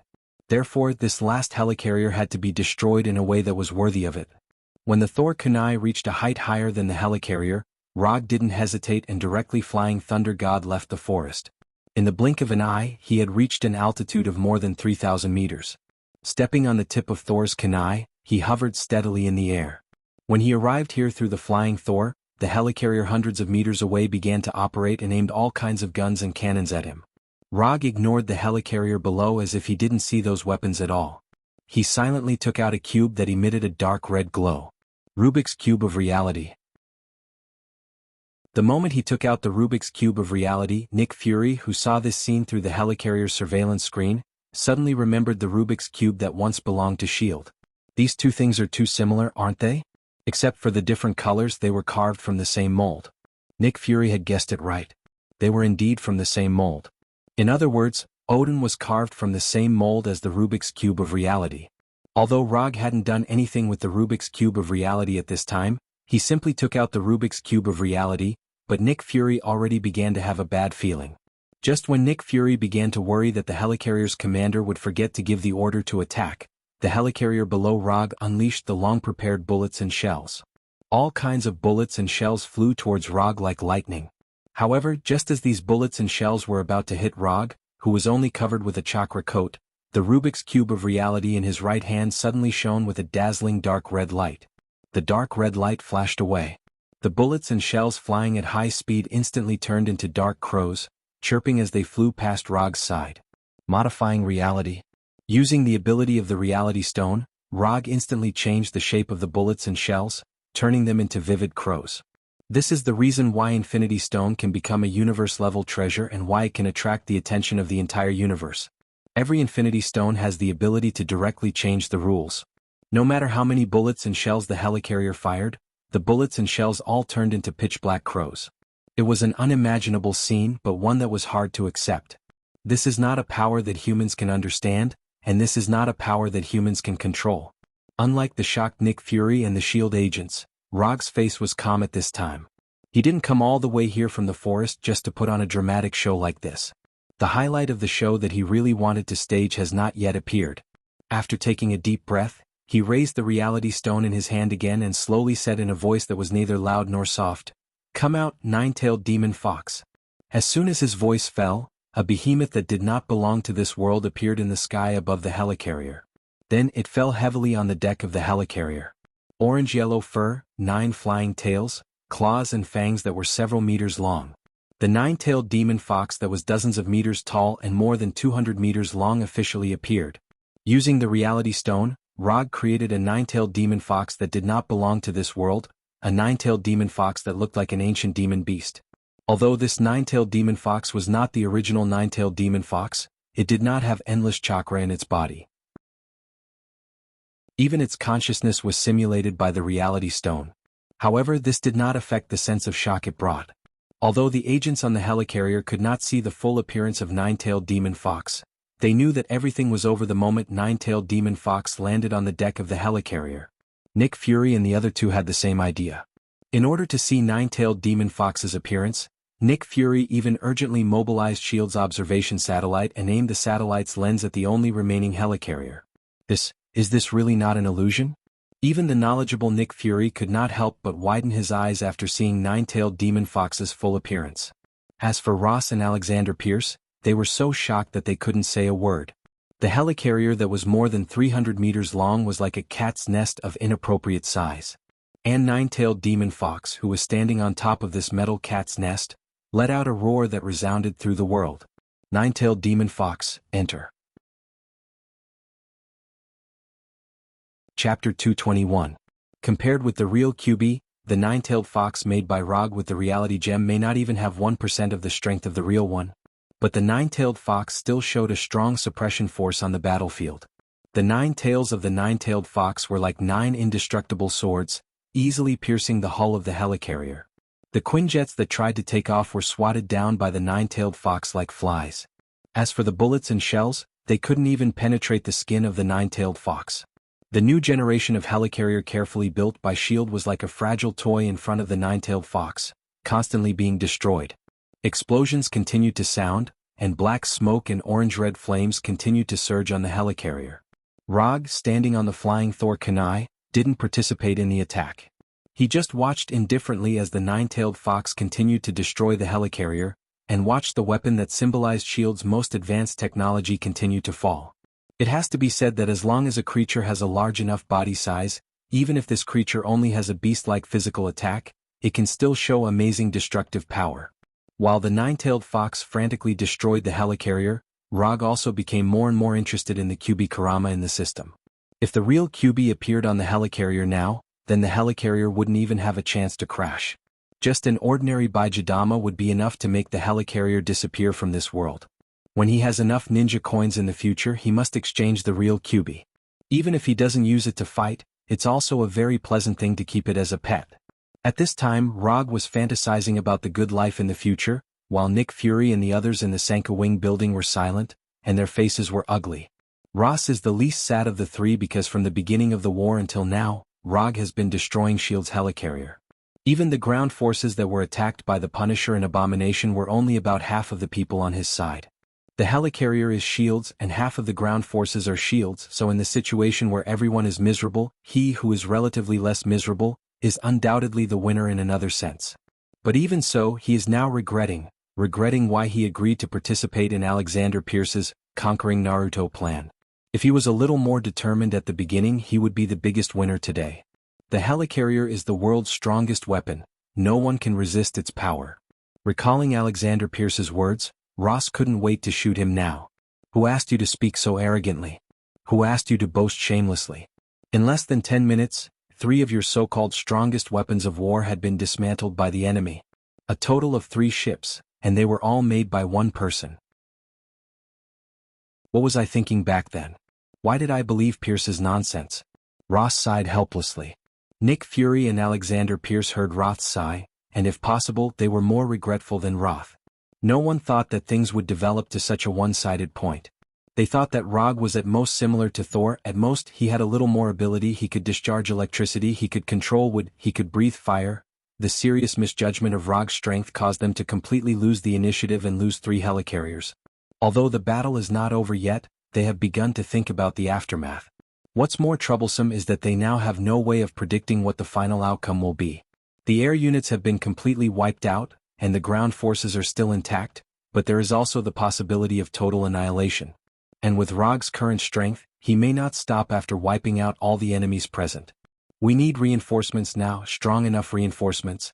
In the name of S.H.I.E.L.D., recruit the Avengers and let them stop Rog. Alexander Pierce turned to Nick Fury and said, "If the Avengers can be recruited by S.H.I.E.L.D., then they are not Avengers. Rog's friendship with the Avengers is deeper than yours and mine. Iron Man Tony is his friend, Thor is his friend, and Dr. Banner owes him a favor." Nick Fury did not mention the 3 members of the American team as for the reason, it was needless to say. "I have already informed the reinforcements if they can come back." Boom. Boom. Boom, the wreckage of the helicarrier fell to the edge of the forest, and the sound of explosions rang out one after another. In the orange-red flames of the explosion, the hill-like nine-tailed fox walked out and walked towards the other side of the forest. That direction was the direction with the most enemies. At this time, Rog stood on the head of nine-tailed fox, his white haori fluttering in the wind. After witnessing the scene of Rog destroying 3 helicarriers in succession, most of these agents and soldiers on the ground lost their fighting spirit. It's not that their will is not strong enough, nor is it that they are not loyal enough, but what happened today is far beyond their imagination of power. They never thought that someone could pull down a helicarrier that weighs tens of thousands of tons, and they never thought that someone could summon a hill-like monster. Especially when the nine-tailed fox, which is dozens of meters tall, really came in front of them, they understood what is called instinctive fear. Rog ignored these agents and soldiers who had lost their fighting spirit, but he did not intend to let these people go. Unless he allows it, no one can leave here alive today. After ignoring these agents and soldiers, he turned his attention to his former subordinates. Thunder agents. Red Tank and others did not participate in the first wave of attack. The task they received was to give Rog the final blow at the right time, kill him on the spot, or make him completely lose the ability to resist. In order to give them such an opportunity, the task of consuming Rog's power was handed over to the helicarrier, S.H.I.E.L.D. agents and military soldiers. But this consumption plan was declared a failure before it could be implemented. "Kneel?" After looking at Red Tank and others, Rog said in an indifferent tone. He did not say what the consequences would be if they did not kneel, because there was no need for any explanation. Although he used to be the nominal captain of the Thunder agents, and he just showed his overbearing strength. However, after he finished speaking and knelt down, no one in the Thunder Secret Service team chose to kneel down. They just silently got into a combat posture. Chapter 222. During their first encounter with Rog, the 5 members of the Thunderbolt Secret Service team had already experienced the huge difference in strength between them and Rog. Other than Red Tank, the other 4 were defeated in one move. Logically speaking, they had already experienced a crushing defeat once, so it was impossible for them to have such unrealistic fantasies of defeating Log. However, at this moment all of them were in a fighting stance without any exception. None of them was willing to back down. Rog did not care too much about the Thunderbolt Secret Service team's choice. "Since you want to die, I'll fulfill your wish." Under the watchful eyes of Red Tank and the others, Rog, who was standing on top of the 9-tailed fox's head, disappeared instantly. Without any hesitation, Red Tank and the others quickly assumed a defensive formation the moment Rog disappeared. Red Tank took the lead and stood in front of everyone. At the same time, Melissa the singing bird also chirped, emitting ultrasonic waves that were undetectable to human ears. After the previous lesson, they knew very well that if they were to fight alone, they would not have any chance of winning. If one person was not enough, the 5 of them would attack together. Red Tank and Luke Cage protected Singing Bird in the center of the formation. The Moonlight Stone, which was emitting a dazzling light, stood behind Singing Bird and covered its body with the energy of the Moonlight Stone. As for Ghost, who was the most timid of them all, she immediately entered stealth mode and disappeared from everyone's sight. Singing Bird was responsible for attacking with sound waves, while the others were responsible for protecting Singing Bird. Ghost moved around the periphery, looking for an opportunity to launch a sneak attack. It had to be said that the Thunderbolt Secret Service team's response was indeed commendable. However, just like Nick Fury, they had seriously underestimated Rog's strength. The last time they fought, Roger didn't have any killing intent on his body. Therefore, his attacks were more gentle to a certain extent. At this moment he had no intention of holding back. He did not care about the sound waves emitted by Singing Bird. In other words, he simply ignored the various effects of Singing Bird's sound waves. As a superpower user who could control sound waves, Singing Bird clearly did not understand the true power of sound waves. Controlling sound waves to cause various negative mental states to the enemy was a huge waste. Bang! Just as everyone was looking for Rog, a violent gunshot rang out from behind Red Tank and the others. Calamity Pistol, fatal shot. The Calamity Pistol that fired chakra bullets could not make any sound, but Rog had asked AI Choi to specially add a gunshot function. It was not his style to shoot while hiding in the dark. Gunshots rang out and Rog and Ghost's figures appeared. At this time, Spectre had completely lost his head and Rog, who was holding the Calamity Pistol, was standing behind him. Headshot. Even if Ghost wasn't the weakest member of the Thunderbolt Secret Service team, she was still the easiest to deal with. Without any supernatural powers, he could only rely on the Wraith battle suit to fight. Moreover, his Spectre combat suit only had 2 forms, invisible and formless. No matter which form he chose, Rog was not confident that he could defeat him in one move. The only difference was which move to use. Before Spectre's body fell to the ground, Rog's figure disappeared again. In less than 2 seconds, the Thunderbolt Secret Service team had lost a member. Crying Bird's ultrasonic attack continued, but in such a short time, it was not enough to cause any impact on Rog's mental state. Compared to Rog, whose mental state was still extremely stable, Crying Bird's teammates and the US soldiers in the distance were more seriously affected. Although the ultrasonic attack was an attack that could not be detected by the naked eye, the characteristics of the sound waves meant that this attack could not be effectively locked onto a single target. Unless Crying Bird could shoot out the sound waves like energy shockwaves with her hands like Moonlight Scala. Otherwise, her comrades around her would also be affected by her attack. Compared to Red Tank and the others, Rog had an advantage that could not be ignored. When it came to mental attacks like illusions, he was the real expert. After dealing with the weakest Spectre, he did not stop attacking and instantly arrived in front of Luke Cage. Luke Cage's superpower was very simple. It was a simple invulnerability and superhuman strength. Other than that, there was nothing special about Luke Cage. Even in terms of combat skills, Luke Cage only knew ordinary martial arts.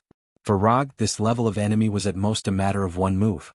Last time, in order to not harm Luke Cage's life, he chose to attack with Rasengan. But now, he did not have to worry about that anymore. After the Calamity Pistol let out a loud gunshot, Luke Cage was already 120% alert. He involuntarily moved closer to the Red Tank. However, his small actions did not increase his chances of survival at all. A silver-white arc of light instantly appeared in front of him and occupied his entire vision. When the silver-white light flashed, he heard Rog's emotionless voice. "Lightning release. Thunderbolt Sword Slash. Luke Cage's skin was comparable to metal and could ignore most gun attacks. However, this defensive ability was meaningless in front of Rog, who could easily cut through steel. Whether it was the Thousand Birds Blade or the Thunderbolt Sword Slash, they could instantly cut through steel. The reason why Rog chose to use the Thunderbolt Sword Slash instead of the Thousand Birds Blade was very simple. Luke Cage did not even have the qualifications for him to draw his sword. Luke Cage's head flew into the air. Bright red blood spurted out and landed on Red Tank's body. Because of the moonlight energy enveloping the crying bird and moonlight stone, they were not stained with any blood. Even though Luke Cage was standing right beside him, he could protect Luke Cage with just a slight lift of his right hand. However, Red Tank did not notice Rog's appearance at all. Only when Luke Cage's head flew up did Red Tank barely catch sight of Rog's disappearing figure. After killing Spectre and Luke Cage, Rog still had no intention of stopping. No matter why the members of Thunderbolt's Secret Service chose to be enemies with him, he had no intention of letting them leave. Since he had chosen a side, he had to be responsible for his choice. The moonlight energy formed an energy shield that blocked the blood spurting out of Luke Cage's body, but when she saw the blood that was only a few centimeters away from her, crying bird Melissa involuntarily stopped attacking. Fear made her instinctively stop screaming. Chapter 223. After a few months of psychological treatment, Singing Bird Melissa thought that she had completely forgotten the terrifying feeling of having countless disgusting bugs crawling all over her body. However, when she saw Luke Cage's blood flowing down her energy shield, she once again recalled the terrifying experience that caused her to have nightmares for a few weeks. "No, I don't want to. Don't come over, don't come over, don't come over." In the eyes of ordinary people, Singing Bird Melissa was a superhero with superpowers. However, even after receiving special training from the Thunderbolt Task Force, it did not change the fact that she was just an ordinary person with superpowers. The existence of superpowers did not give her a strong enough mental state. Her mental state was still that of an ordinary person's. She was not a professional soldier and did not have much combat experience. She had not even killed anyone with her own hands. Any psychological stimulation that was strong enough could completely destroy her psychological defense, burying painful memories in her heart that she would never forget. The illusion that Logue had cast on her was undoubtedly a typical example of this. Not everyone was suitable to become a warrior, and not everyone had a strong enough mental state. Having superpowers was Singing Bird Melissa's fortune. However, not having the will to match her superpowers was her misfortune.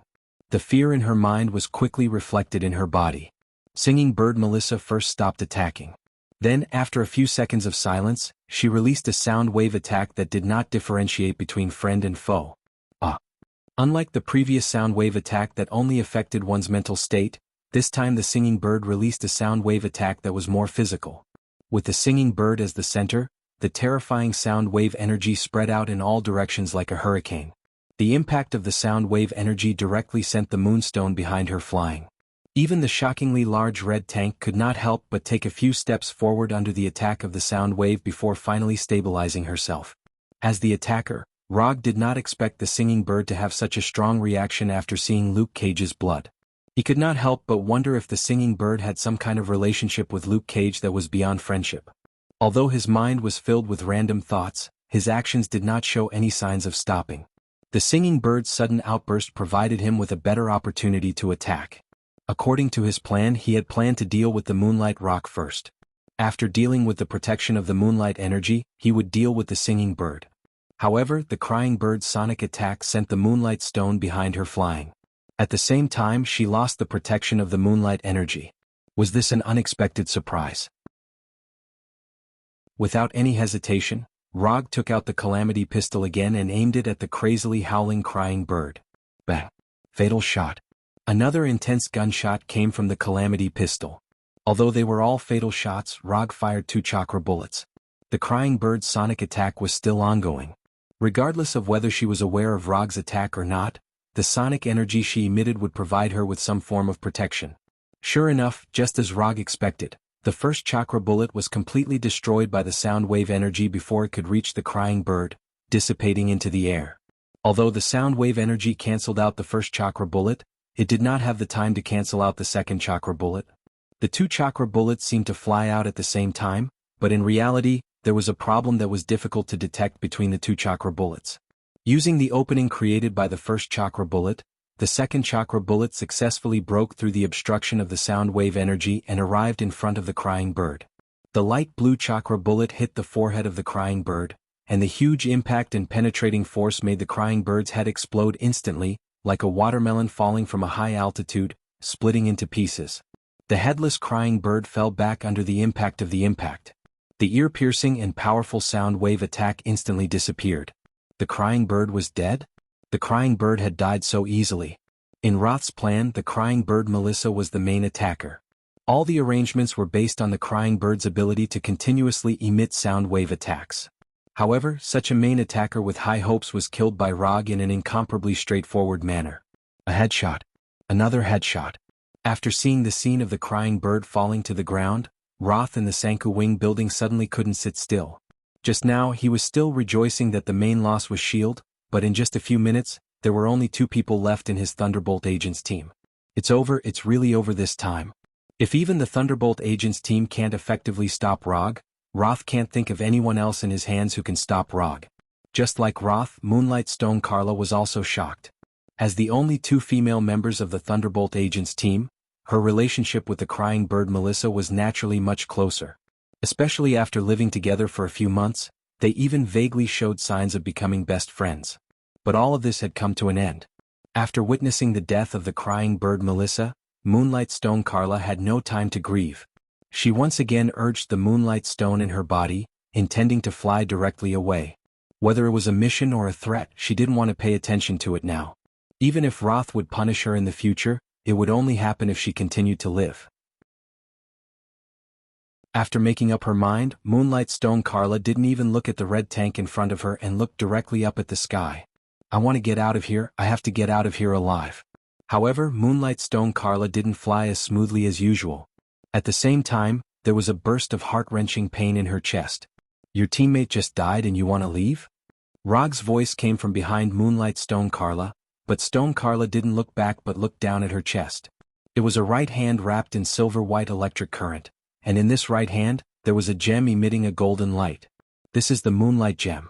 Stone Carla recognized this gem at a glance because all her extraordinary abilities came from this Moonlight Gem. Before she had time to think about it, Rog pulled out his right hand that had completely penetrated Stone Carla's body and removed Chidori in his hand. After Rog pulled out his right hand, Stone Carla suddenly fell forward, a large amount of blood flowing out of her chest that had been penetrated by Chidori.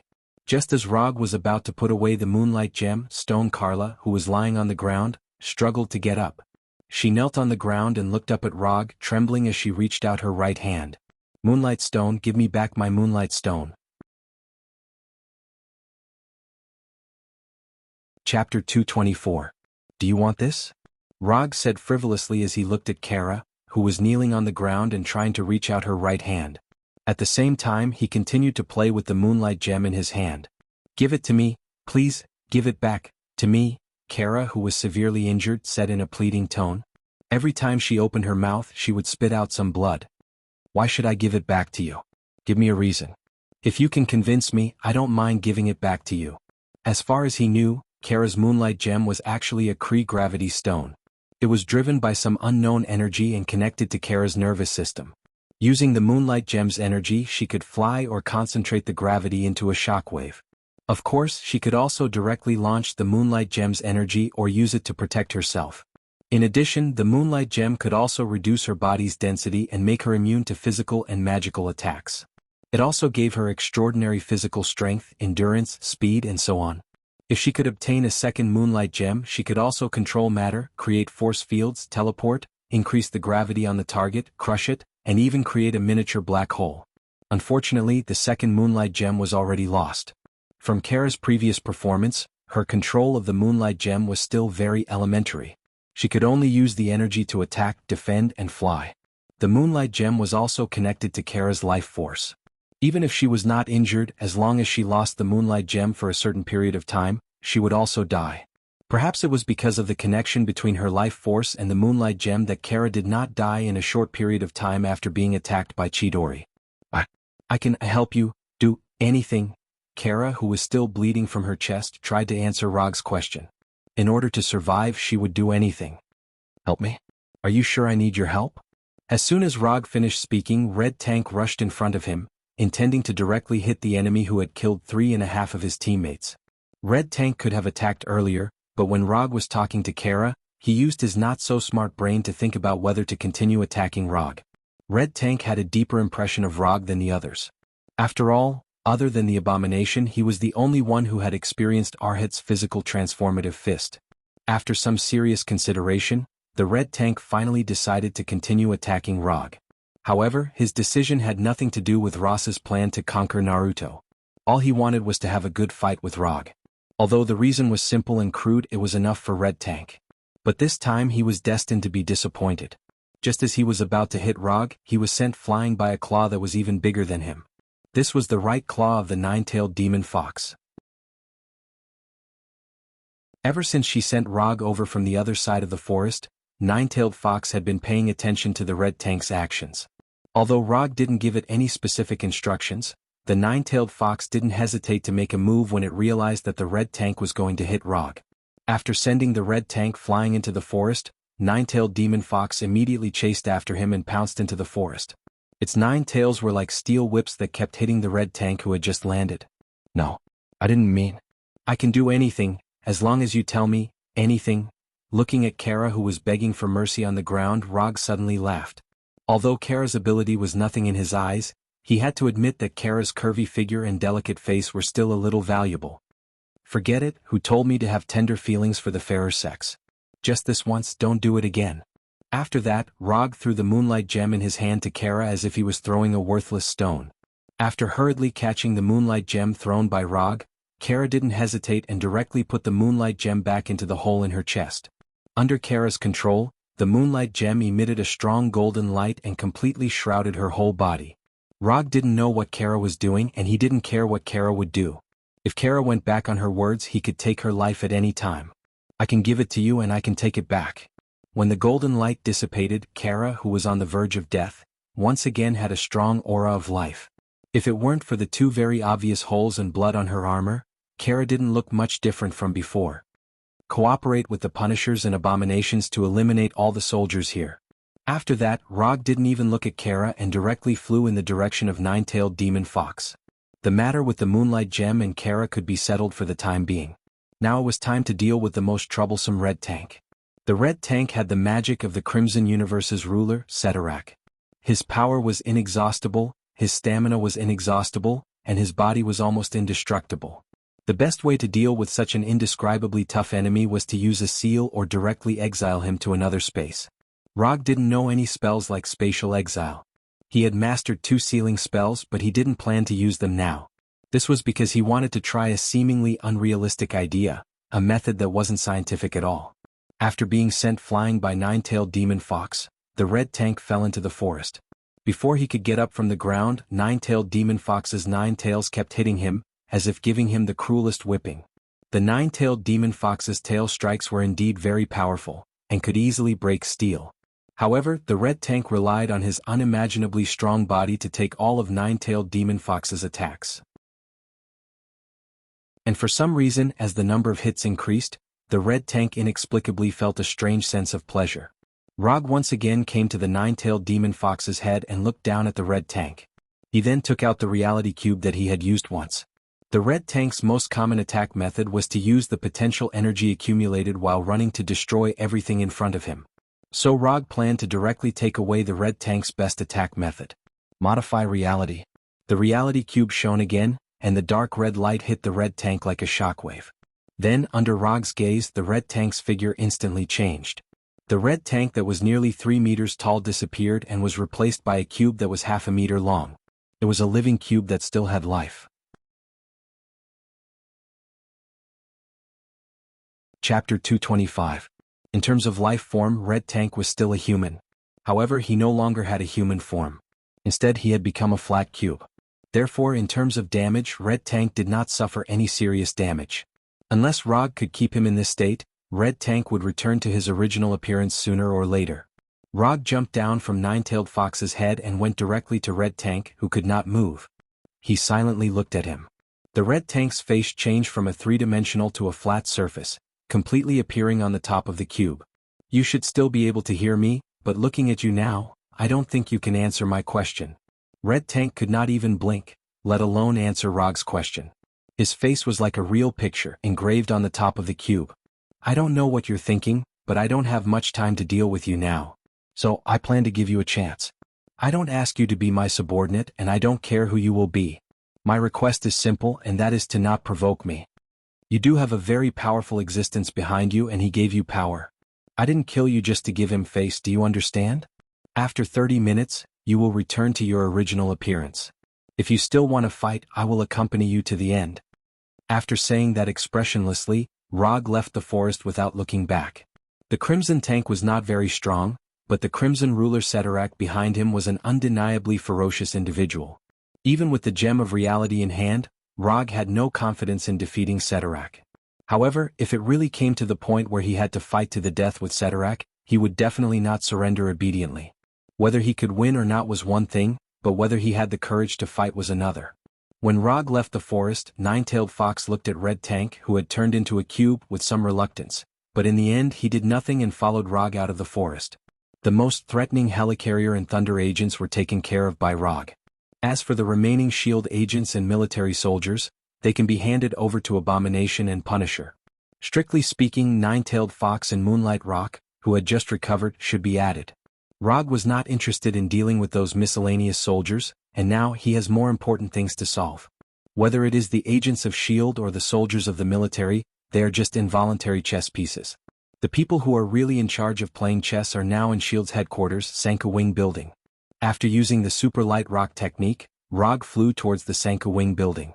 So this is your carefully planned conquering Hokage plan? It's really well planned. After seeing the picture of Rog killing Thunder agents through the drone, Ross had completely lost hope and directly turned on the ridicule mode. If SHIELD hadn't bewitched him, he wouldn't have been able to participate in this plan. Although Roger had only joined the Thunderbolt agents on the surface, it was still much better than the current situation. Okay, don't complain. Doesn't your military also want to master the power of ninjutsu? It doesn't make sense to complain about this now. Nick Fury took a deep breath and said slowly, the plan to conquer Naruto can be declared a complete failure. Now the most important thing to do is not to complain to each other, but to think about how to deal with the aftermath. At this time, Rog has disappeared from the surveillance screen of the drone, but the three of them can be 100% sure that Rog is coming towards the Sanka Wing Building. Return his things to him, and add a generous enough compensation, which may ease his hostility a little. Alexander Pierce, who had not spoken, gave his own advice at this time. But after he said this, Nick Fury and Ross both looked at him as if he was an idiot. If Rog was really so easy to deal with, he wouldn't have killed him just now. They took away Rog's $1.8 billion in the bank, captured his men, sealed all his assets and broke up his company. Abominations and Punishers were subjected to inhumane and cruel research, and Dr. Connors is still locked in a secret prison. Sky was tortured on a spiritual level, and Erica was killed on the spot to protect Sky. Not to mention that they also found part of the extremis equation from Dr. Connors' laboratory, as well as the lizard serum developed by Dr. Connors. If it weren't for Rog having completely destroyed the research data of the super spider equation a long time ago, there might be one more person in SHIELD's prison now. Not to mention that Rog is a powerhouse with extraordinary powers. Even an ordinary person would have the idea of blood for blood after being treated like this. Compensation is not impossible, don't forget he is just one person. I am the Minister of the World Security Council, Nick is the Director of SHIELD, Ross you are the Secretary of State and a representative of the military. As long as the three of us join forces to put pressure on him, he may not dare to fight against so many forces. Unless he intends to fight against the whole world by himself. Alexander Pierce still insists on his opinion.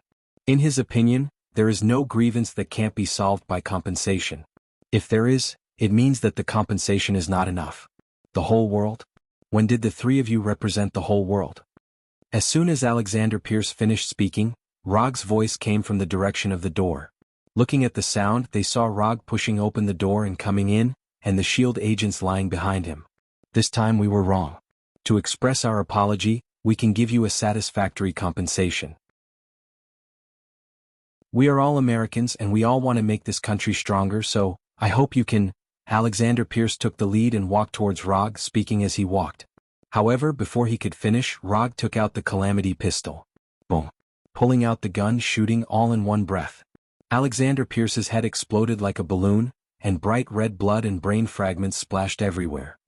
I am not an American, and I don't have any good feelings for this country, do you understand, Mr. Pierce? Rog killed Pierce like he was crushing an ant, then walked to the middle of the living room and sat down casually. Year 55 Macallan Riley, a piece of ice. Putting the Kusanagi sword and the disaster pistol on the table, Rog pointed to a bottle of limited edition top-grade whiskey in the wine rack and said to Ross in a tone of command.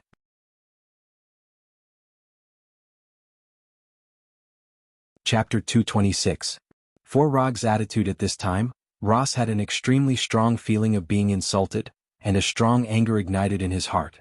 But after seeing the silver-white disaster pistol on the table, he finally stood up silently, went to the wine rack, and took out the bottle of Macallan's top whiskey. A piece of ice. After putting the whiskey with a piece of ice in front of Rog, Ross sat back on the sofa without saying a word. Rog doesn't have much interest in whiskey, but he has heard a little about this Macallan Riley 55. There are only 420 bottles released worldwide, each bottle has an independent identification number, and the cheapest bottle has sold for hundreds of thousands of dollars. With Pierce's identity, it is obviously not appropriate to have such a bottle of wine in the office. However, not many people can express their dissatisfaction. After picking up the glass and taking a sip, Rog found that he couldn't taste the difference between this limited edition top whiskey and ordinary whiskey at all. Rog, boom. The disaster pistol on the table instantly came to Rog's hand and an ordinary chakra bullet was fired. Don't disturb me when I'm drinking, understand?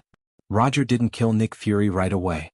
Instead, he shot him in the knee of his right foot, shattering his right kneecap. Nick Fury and Ross didn't expect that Rog was still so strong at this time. Just before Rog shot, they thought that Rog was finally willing to sit down and talk to them seriously. Nick Fury endured the severe pain from his right leg and directly pulled out the belt on his pants and tied it to his right thigh. In this room that symbolized the highest power of S.H.I.E.L.D., Pierce's body lay on the ground not far from the door. S.H.I.E.L.D.'s current director Nick Fury was sweating and blood flowed down his calf to the ground. In the silent room, Rog was still looking for the uniqueness of this Macallan Riley 55 whiskey. Although no one gave instructions, a few minutes after Pierce lay dead, a team of heavily armed S.H.I.E.L.D. agents came to the office and pointed their guns at Rog with a glass. Get out. You don't need to deal with this. Nick Fury whispered in pain and waved impatiently at the team of S.H.I.E.L.D. agents. The team of S.H.I.E.L.D. agents left the office in confusion, but they didn't go far, they stayed in the aisle outside the office. As long as Nick Fury gave the order, they could rush in and launch a fierce attack at any time. Rog ignored the S.H.I.E.L.D. agents and drank the whiskey that was more expensive than gold in the glass. He put down the glass in his hand and slowly said, I know you still have a trump card, and I know you are waiting for her to come back. After a few seconds of silence, Nick Fury replied, Yes, so I think we may not have to go to the point of life and death. Ah. Nick Fury, you haven't performed a frontline mission for a long time, have you? At this time, you still have such naive ideas. I begin to wonder how you became the director of S.H.I.E.L.D. Rog opened his hands and leaned back while lifting his feet on the table. The catastrophe pistol in his right hand spun in a circle flexibly. What's her name, Kakarot? No, not Kakarot. I remember, her name is Carol Danvers. After hearing Rog say Captain Marvel's name, Nick Fury's face finally changed. Don't make a fuss over nothing. I know a lot more than you do. For example, the guy lying on the ground, I know he recommended you to become the director of S.H.I.E.L.D. You saved him during the mission and your personal relationship is also very good. However, you must not know that he is actually a member of Hydra. By the way, you should not know that your S.H.I.E.L.D., in fact, can also be called Snake S.H.I.E.L.D. Your biggest enemy is actually among you. Rog doesn't mind telling Nick Fury this news because starting tomorrow, there will be no more S.H.I.E.L.D. When an organization is about to perish, they are qualified to know the truth. Impossible, it's absolutely impossible. Nick Fury directly denied Rog's statement. You would never believe that there would be a member of Hydra in S.H.I.E.L.D.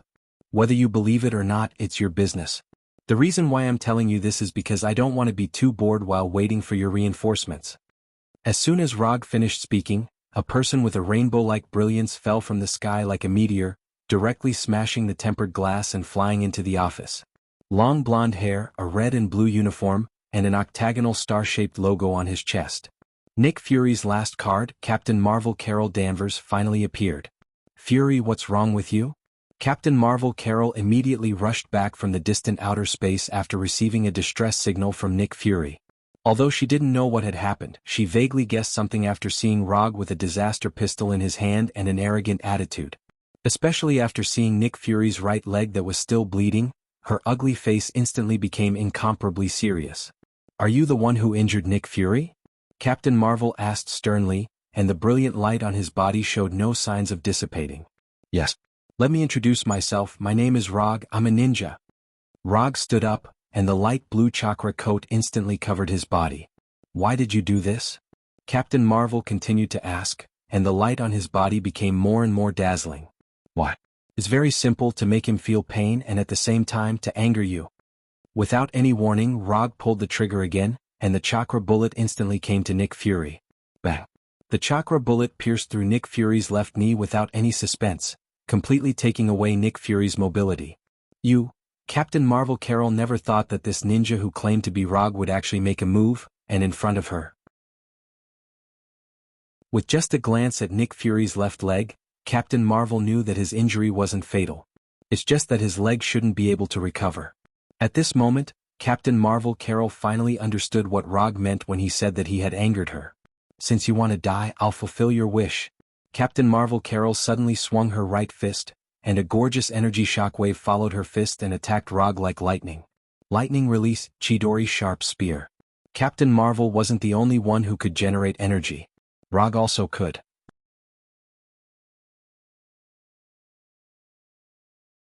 Chapter 227. The gorgeous photon energy from Captain Marvel's right fist collided with Rog's left hand's Chidori Iguchi. The collision of two completely different types of energy produced a blazing light, and electric sizzling sounds could be heard. In terms of energy properties, Chidori Iguchi's lightning energy was far inferior to Captain Marvel's photon energy. But Chidori Iguchi was a ninjutsu move carefully developed by Rog. In terms of control, it was far superior to Captain Marvel's photon energy. With his exquisite control, Rog blocked Captain Marvel's attack with his Chidori sharp spear, which only had the thunder attribute. It was the first time Captain Marvel had met an enemy like Rog. Boom. After a few seconds of stalemate, Chidori Iguchi and the photon energy exploded at the same time, and the violent energy swept out like a hurricane. The tables and chairs in the office were instantly blown away, and the floor and ceiling were instantly blasted open. The two unlucky guys, Nick Fury and Ross, were directly sent flying to the wall. Before the energy storm caused by the explosion dissipated, Rog's left hand pulled out the Kusanagi sword at his waist. Lightning body blink. Chidori blade. Rog instantly appeared in front of Captain Marvel like lightning, and the Kusanagi sword in his left hand directly slashed at Captain Marvel's neck.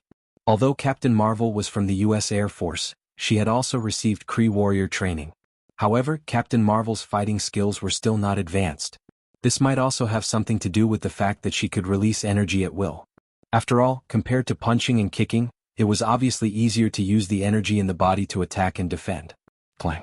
The Kusanagi sword wrapped in lightning hit Captain Marvel's neck without any suspense.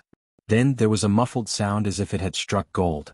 The gorgeous light emitted from Captain Marvel's body not only made her look like the most distinguished VVIP player in the game, but it also gave her a layer of energy field with amazing defensive power.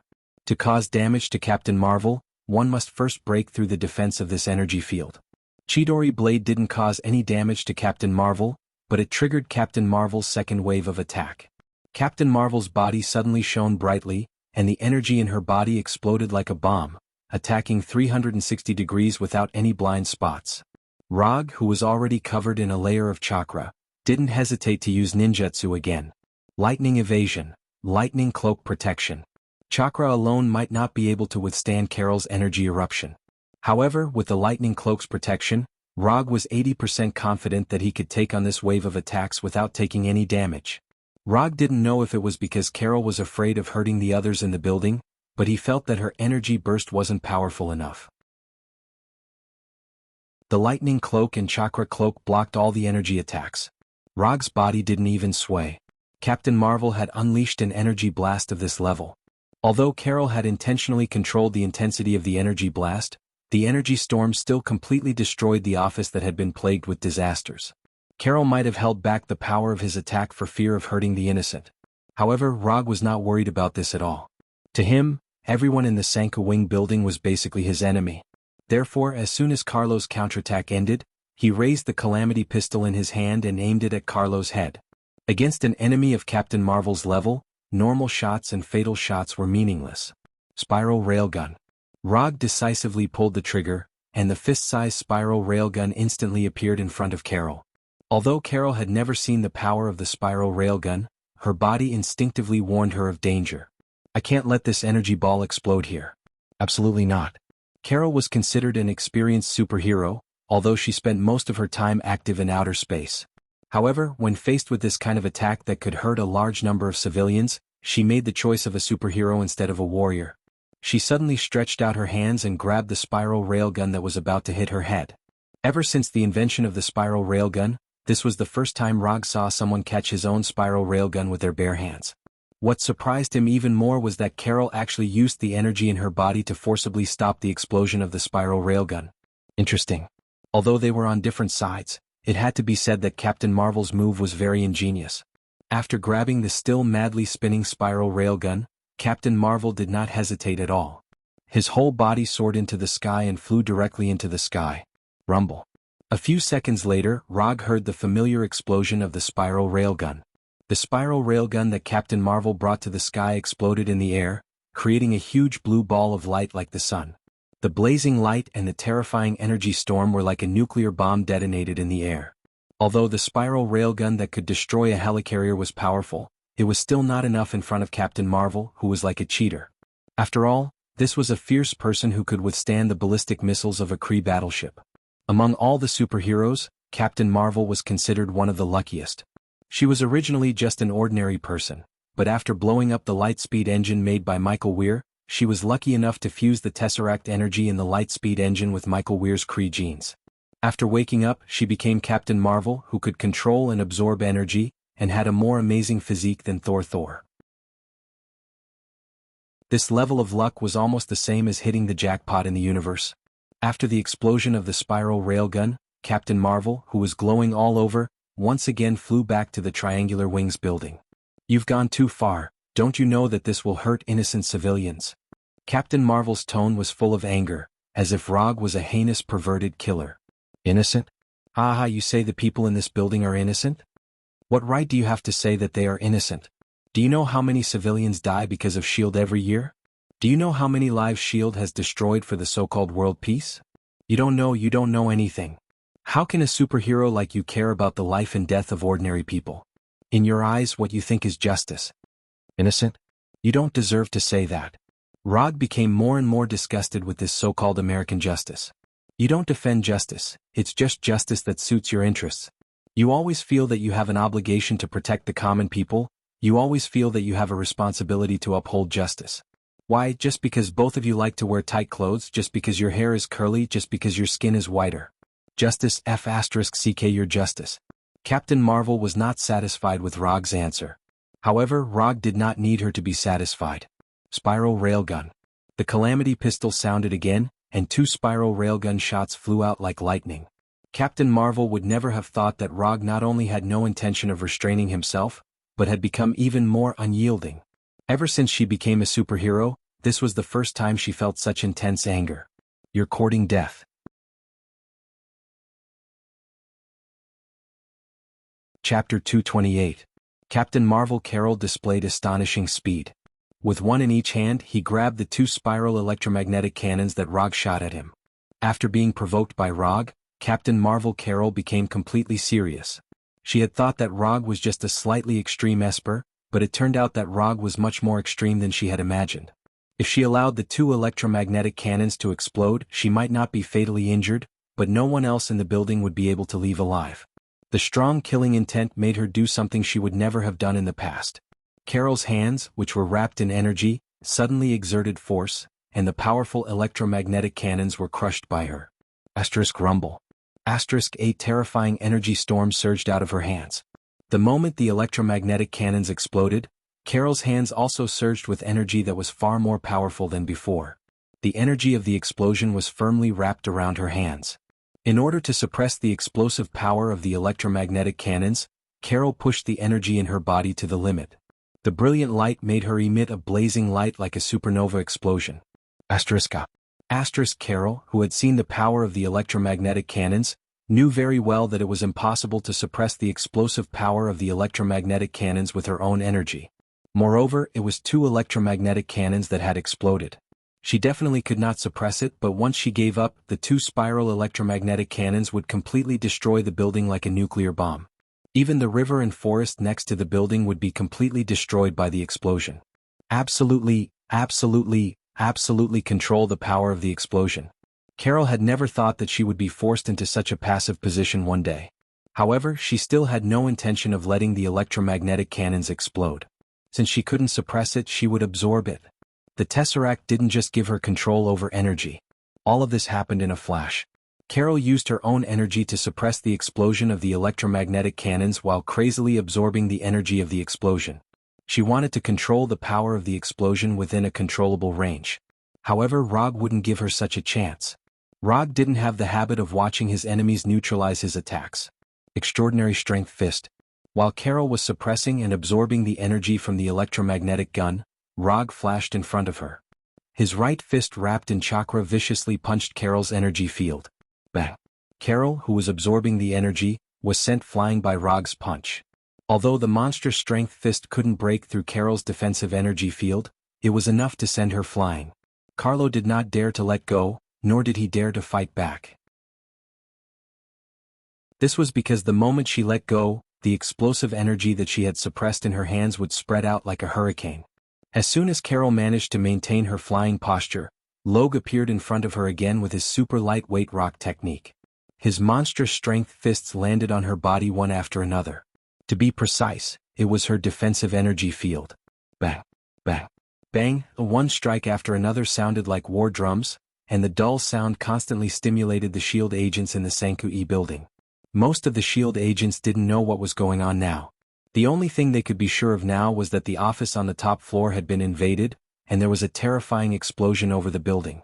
In addition, all they could see was the picture of Rog beating Captain Marvel in the air.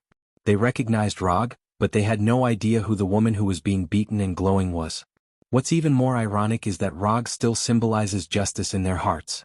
Although there are many people involved in the Conquest of Naruto plan, not every SHIELD agent knows about the existence of this plan. Except for those who participated in the operation, most of the SHIELD agents didn't know that the relationship between Rog and SHIELD had become so bad that it was irreconcilable. Although Rog never felt that he was a superhero, in the eyes of others he was a superhero. Just as these SHIELD agents who didn't know the truth were considering whether to help Rog, Nick Fury's voice sounded on the public channel. The 4th Hokage is a traitor. I repeat, the 4th Hokage is a traitor. All fighters in the base take off. Don't worry about the collateral damage. Kill the 4th Hokage with all your might. After being rescued from the ruins of the office by the SHIELD agents who rushed over, Nick Fury immediately issued the latest order. Now he was too lazy to think about how to explain that Rog was a traitor. He only knew that if he didn't deal with Rog today, then SHIELD would really have no tomorrow. When it's time to be decisive, Nick Fury can be more decisive than anyone else. Although Nick Fury's order came suddenly, the SHIELD agents still carried out the order for the first time. The hangar doors in the river opened one by one, and the Quinjets in the hangar took off one by one. Rog saw this scene, but he didn't stop beating Captain Marvel. The Quinjets couldn't pose a threat, so they took off. But the opportunity to beat Captain Marvel so happily was really gone if he missed it. In the beginning he just beat Captain Marvel with his monster punch. Then his fist became a Rasengan. Finally, the Rasengan became the Otama Rasengan. Rog knew that Captain Marvel was taking the opportunity to keep away from the Sanka Wing building, and he also knew that Captain Marvel was accelerating the absorption of the energy of the spiral electromagnetic gun explosion. But so what? Not to mention whether he could kill Captain Marvel or not, just the pleasure of beating her was worth wasting some time. The energy in Captain Marvel's hands became dimmer and dimmer, and the energy from the spiral electromagnetic gun was finally absorbed by her. As long as she was given a few more seconds, she could completely absorb the energy of the spiral electromagnetic gun. 3 seconds.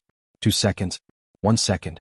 Carol silently calculated the time, and when the violent energy in her hands was exhausted, when the severe pain caused by the energy erosion disappeared, her eyes flashed with a golden light.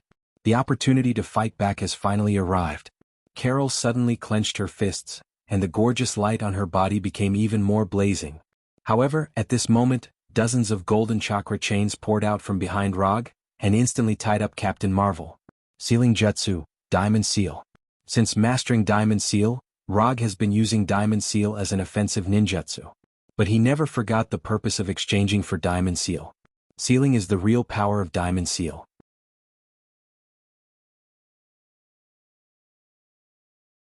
Chapter 229. How strong is the sealing ability of the Vajra Seal? Rog had never personally experienced it, so he wasn't very clear about the limits of this sealing technique. However, Uzumaki Shiniguna, who had just given birth, was able to use the Vajra Seal to subdue Kyuubi's chakra when she was extremely weak. If a pregnant woman who had just given birth could do this, then the Vajra Seal performed by Rog at his peak wouldn't be any worse. Except for her head, Captain Marvel Carol's entire body was tightly bound by chakra chains. She looked like a mummy wrapped in chakra chains as she floated in the air. The moment she was bound by chakra chains, Carol noticed that something was wrong. But it was too late. No matter how she urged the energy in her body, the chakra chains on her body didn't show any signs of loosening. Rog didn't take Carol's resistance to heart at all.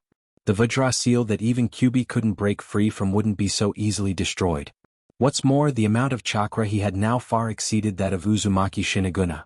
He didn't have the physique of Uzumaki, but he had the physique of Hashirama Sennin, which was stronger than Uzumaki's physique. The previous beating was purely to vent the displeasure in his heart. The moment he saw Captain Marvel, he was ready to use the Vajra Seal as his trump card. Sure enough, after his violent beating just now, Captain Marvel Carol didn't notice anything wrong at all and even tried to fight him head-on. "You don't have a chance." As soon as his voice fell, Rog raised the Calamity pistol and pressed the muzzle against Carol's forehead. "Among all the enemies I've encountered so far, you have the strongest defense. Even Warner Pratasa's sea god didn't dare to take my electromagnetic pulse gun with his bare hands, but you are very brave to take two of them at once. But unfortunately your brain isn't very good. Shield's Quinjet will take off one after another." According to common sense, Rog has no need to talk so much nonsense with Carol. But for some reason, after seeing Carlo's righteous face, he felt an indescribable sense of disgust. "Even now, do you still think that you're the righteous one? Even if you beat me, you will not be recognized by the people. They will see your true colors. You will never be a true hero." Marvel Captain Carol said righteously. "Ah, you Americans are really interesting. Become a hero? Do you think everyone wants to be a superhero under your values? Have you filmed too many Hollywood movies? Do you really think that the United States is the only country in the world?" Rog said with a laugh. Although he had lived here for several years, sometimes he really couldn't understand what these Americans were thinking. "According to your usual movie routine, I should be as arrogant as possible now, and then your brave American soldiers or American heroes will arrive in time to catch me, the evil villain. You will finally get a perfect victory and the United States will save the world again." Although Rog said this, everyone could see that his words were full of sarcasm. Carol didn't reply and even wanted to turn her head to the other side. However, Rog's right hand suddenly exerted force, and with the muzzle against her forehead, she didn't achieve her little wish of turning her head. Reality is not a movie. The villain dies because of talking too much only appears in movies. So goodbye. As soon as his voice fell, Rog pulled the trigger and fired the last spiral electromagnetic gun bullet in the magazine. The spiral electromagnetic gun bullet fired at this distance. Even if he invented this ninjutsu and made the bullet himself, he would still be affected by the power of the explosion. But what does it matter? If you want to be a villain, you have to be a crazy villain. Rumble. The huge silver-white ball of light exploded, and the rapidly expanding silver-white ball of light not only swallowed his and Carol's figures, but also swallowed the Quinjets flying towards him. The terrifying energy storm swept everything around it like a level 13 hurricane. Buildings, trees, cars, pedestrians. The shock wave generated by the explosion lifted everything that could be lifted, the earth shook, and the houses collapsed. Although the Sanka Wing building was far away, it was also affected by the power of the explosion. The entire building shook violently, and all the glass on the outer wall burst, and cracks of different sizes appeared in every corner of the building. The Sanka Wing building that was hit by the shock wave of the explosion was not the worst building. The hangar located under the river not only experienced an earthquake-like vibration, but the rushing river also rushed into the hangar like a waterfall. Amidst this disastrous scene, the only good news was that the explosion came and went quickly. After a few seconds, the energy storm caused by the spiral electromagnetic gun completely dissipated, and the sky began to return to its original appearance.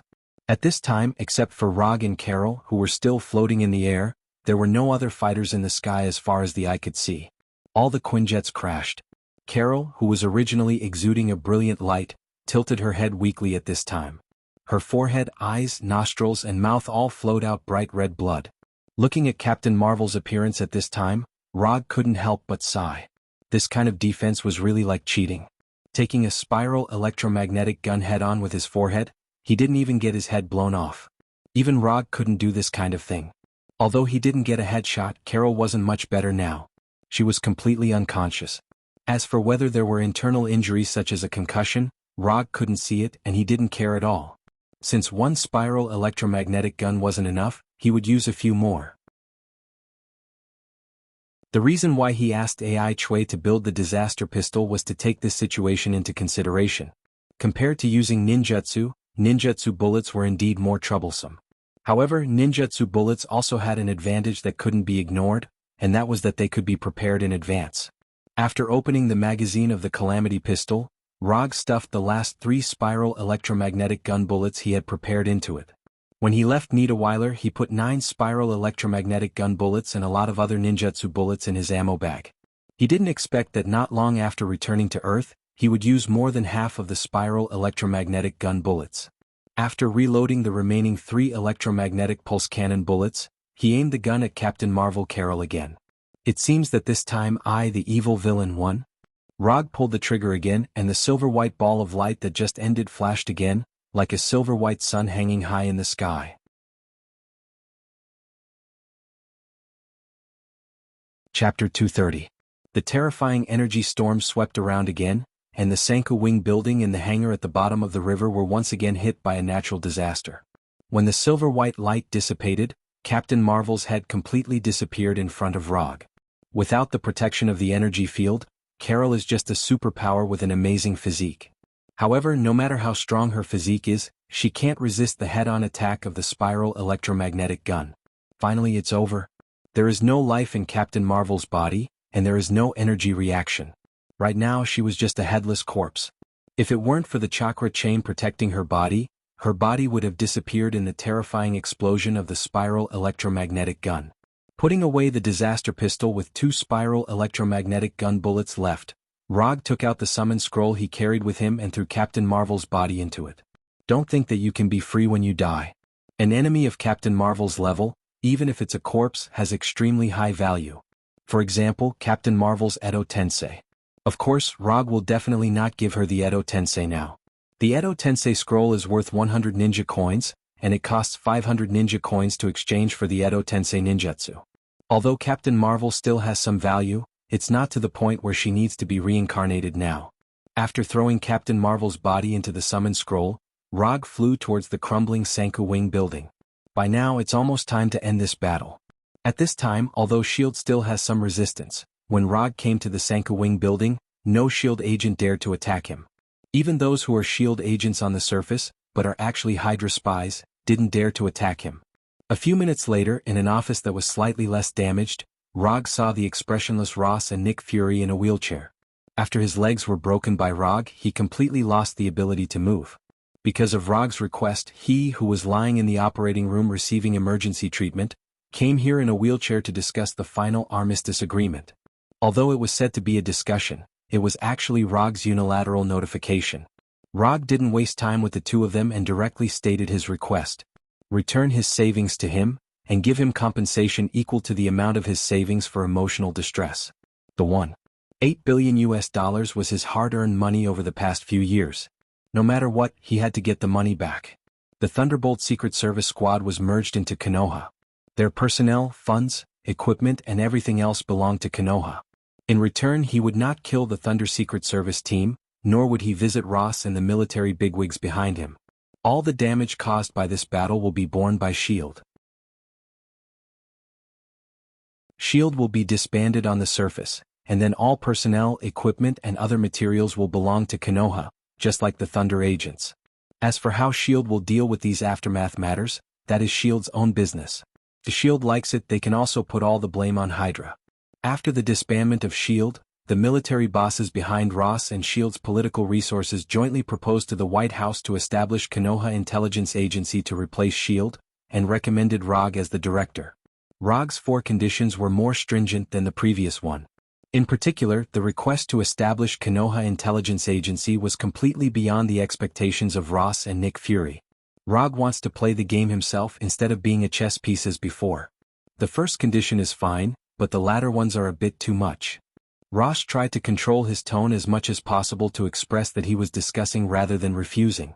Let me correct your thoughts, this is not a discussion with you, this is a notice. If you want a truce, this is the content of the truce agreement. If you still want to fight, I will accompany you at any time. ROG was too lazy to argue with them. Anyway, these 4 points were his requirements. If they agree, then everything will be fine.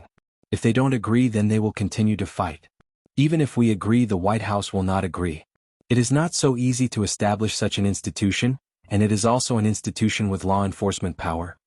Nick Fury explained, not to mention the establishment of Konoha Intelligence Agency, even S.H.I.E.L.D. is still subject to more checks and balances and restrictions. That's your business. You can pass on what I'm about to say to the people behind you. What your S.H.I.E.L.D. doesn't dare to manage, we Konoha will manage. What your military doesn't dare to kill, we Konoha will kill. In a word, Konoha will manage what S.H.I.E.L.D. and the military can manage, and we will manage what S.H.I.E.L.D. and the military can't manage. Such a Konoha, do you want it or not? ROG stood up directly, looked down at Nick Fury and Ross and slowly said, "Give me a final reply before 12 noon tomorrow. You can start to think about it now." After that, ROG left the office directly with the Flying Thunder God and returned to the forest created by the Tree World. The team of Abomination, Punisher, Moonlight Stone, and QB defeated the remaining enemies without any suspense, and the whole forest could be seen everywhere with burning flames and corpses. According to Punisher, at the end of the battle, Red Tank, who was originally in the enemy camp, also inexplicably joined their side. Although the battle was a bit difficult, they eventually wiped out all the enemies present and rescued the unconscious Sky. Let's go to the headquarters of Thunder Secret Service Team. With Red Tank and Moonlight Stone opening the way, ROG and others easily entered the headquarters of Thunder Secret Service Team and lived there. ROG has no plans to return to New York for the time being, or rather he may not return to New York for a long time. Although his 4 requirements are a bit harsh, if nothing unexpected happens, Ross and Nick Fury will eventually choose to accept them. After handing the unconscious Sky to the medical staff of the headquarters, ROG went to have a simple and rough conversation with Red Tank.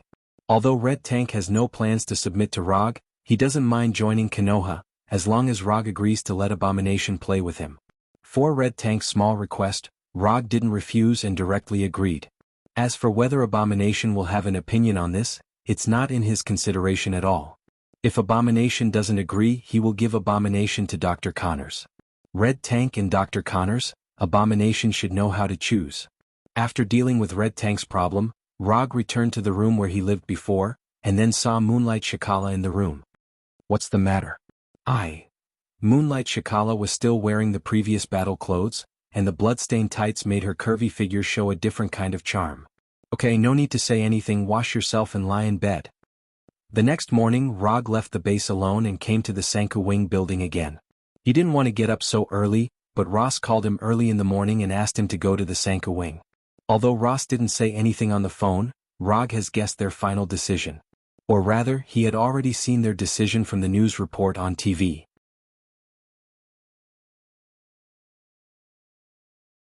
Chapter 231. Sanku Building. In an office, Ross and Nick Fury sat opposite ROG. In front of ROG, there was a bottle of Macallan Riley 55 whiskey that originally belonged to Alexander Pierce. The big screen on the wall was broadcasting the news about the fall of the helicarrier. As ROG expected, S.H.I.E.L.D. threw all the blame to Hydra. And after a night of investigation, Nick Fury had to admit that S.H.I.E.L.D., which he managed, was indeed invaded by Hydra. From World Security Council Minister Alexander Pierce to the operatives of the operation team, at least 1/3 of S.H.I.E.L.D. staff are Hydra's people. This level of invasion, even if you see it with your own eyes, will feel incredible. In view of the pressure from all sides, Nick Fury thought seriously for a night and finally agreed to ROG's request. S.H.I.E.L.D's disbandment is better than S.H.I.E.L.D's destruction. As for the name S.H.I.L.D., let's give it up. Nick Fury agreed to ROG's request on behalf of S.H.I.E.L.D., and Ross naturally has no opinion. Compared with S.H.I.E.L.D., the military forces represented by Ross are more happy to see this happen. Although the establishment of Konoha's intelligence agency will divide some of the military's power, Konoha's intelligence agency is obviously not so ambitious compared to the current shield. And as Rog said yesterday, the military also needs an organization that can help them solve their troublesome enemies. As for the overbearingness shown by Konoha's intelligence agency, it is more of Rog's personal overbearingness. Even if Konoha's intelligence agency really becomes a shield in the future, or even far surpasses shield, that is a matter of the future. At least at this stage, the military does not have much opinion on the establishment of Konoha's intelligence agency. The most important thing is that even if they have opinions now, they can't come up with the high-level combat power to fight against Rog. The military's people don't have as many tricks as shield, and the huge gap in strength is enough for them to make wise choices. In the following time, Rog and the other two discussed the specific affairs of the Konoha intelligence agency, and then Rog left the Sanka building. Rog was not in the mood to care about the procedures. He only wanted to know the results. Time flew by and 3 months passed in the blink of an eye. SHIELD officially announced its disbandment 3 months ago. The reason for disbanding was to take full responsibility for the fall of the helicarrier and the invasion of Hydra. The Thunder Agents team was also disbanded. The reason for the disbandment was that they lost 3 members to assist SHIELD in stopping Hydra's evil plan, so the team was forced to disband. As for the remaining 2 members, Red Tank and Moonlight Stone, they joined Konoha's intelligence bureau led by Yondaime Rog. The establishment of the Konoha Intelligence Agency is the most sensational news in the last 3 months. With the establishment of the Konoha Intelligence Agency, the official explanation for Rog's death was also given. In order to disintegrate the evil organization Hydra, Yondaime Rog faked his death and sneaked into Hydra, and in the helicarrier incident in Washington, he stopped Hydra's plan to attack the White House and the Pentagon with helicarrier. For this reason, Rog received the highest Medal of Honor awarded by the current president. Of course, Rog himself did not appear at the scene, and he only arranged a shadow clone to go there. And even the shadow clone didn't stay there for too long. After receiving the medal, he left directly with the Flying Thunder God. Although the establishment of the Konoha Intelligence Agency has received official support, the support of the public is also not bad. But there are still many media and MPs who have raised objections. Especially when Konoha began to wipe out the other branches of Hydra, the opposition reached its peak directly. Although the Hydra led by Alexander Pierce was eliminated, other Hydra branches were not damaged much. Those opposition voices are basically smoke bombs made by these Hydra branches. In this regard, Rog let everyone in the world see what it means to be domineering and strong. All suspected Hydra members were arrested, and those who resisted were killed on the spot. As for what the criteria for suspicion is, the final interpretation belongs to the Konoha Intelligence Agency. For the first time, the United States, which advocates freedom and democracy, saw what it means to be domineering and arrogant. In the beginning, some people tried to stop the Konoha Intelligence Agency with public opinion and the so-called public opinion. But after Konoha's action team performed several missions, everything quieted down, at least on the surface. With SHIELD's intelligence network and technical support, military equipment, plus Konoha's enhanced warriors, Konoha's action team armed to the teeth was born.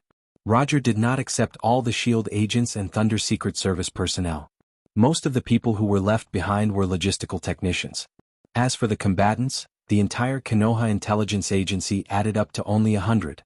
However, these carefully selected combatants were not only subjected to Rog's Seal of Kismet, but all of them also received the transformation of extremists. Punisher, Abomination, Red Tank and Moonlight Stone, plus more than 100 extremist fighters, swept through all the investigated Hydra strongholds. Even the Death Warrior team led by Hydra's chief male model Winter Soldier was no match for Konoha's intelligence agency. In addition to Konoha's intelligence agency in the past 3 months, what Rog has done the most is to constantly train Sky, who has awakened as a mutant. SHIELD's obelisk has now become Rog's personal item, and Sky has successfully awakened the ability to control shockwaves with his help. After 3 months of training, the current Sky was no longer the hacker without much combat power, but a professional agent with superpowers. In the exclusive training room of Konoha's intelligence agency, Rog is carrying out daily combat training with Sky. Water release, Water Dragon Bullet. Fire release, Great Fireball. Rog waved his hand, and a water dragon more than 10 meters long appeared out of thin air, directly attacking Sky not far away. At the same time, a huge fireball with a diameter of more than 3 meters also flew towards Sky. Although Rog attacked casually, Sky did not dare to be careless.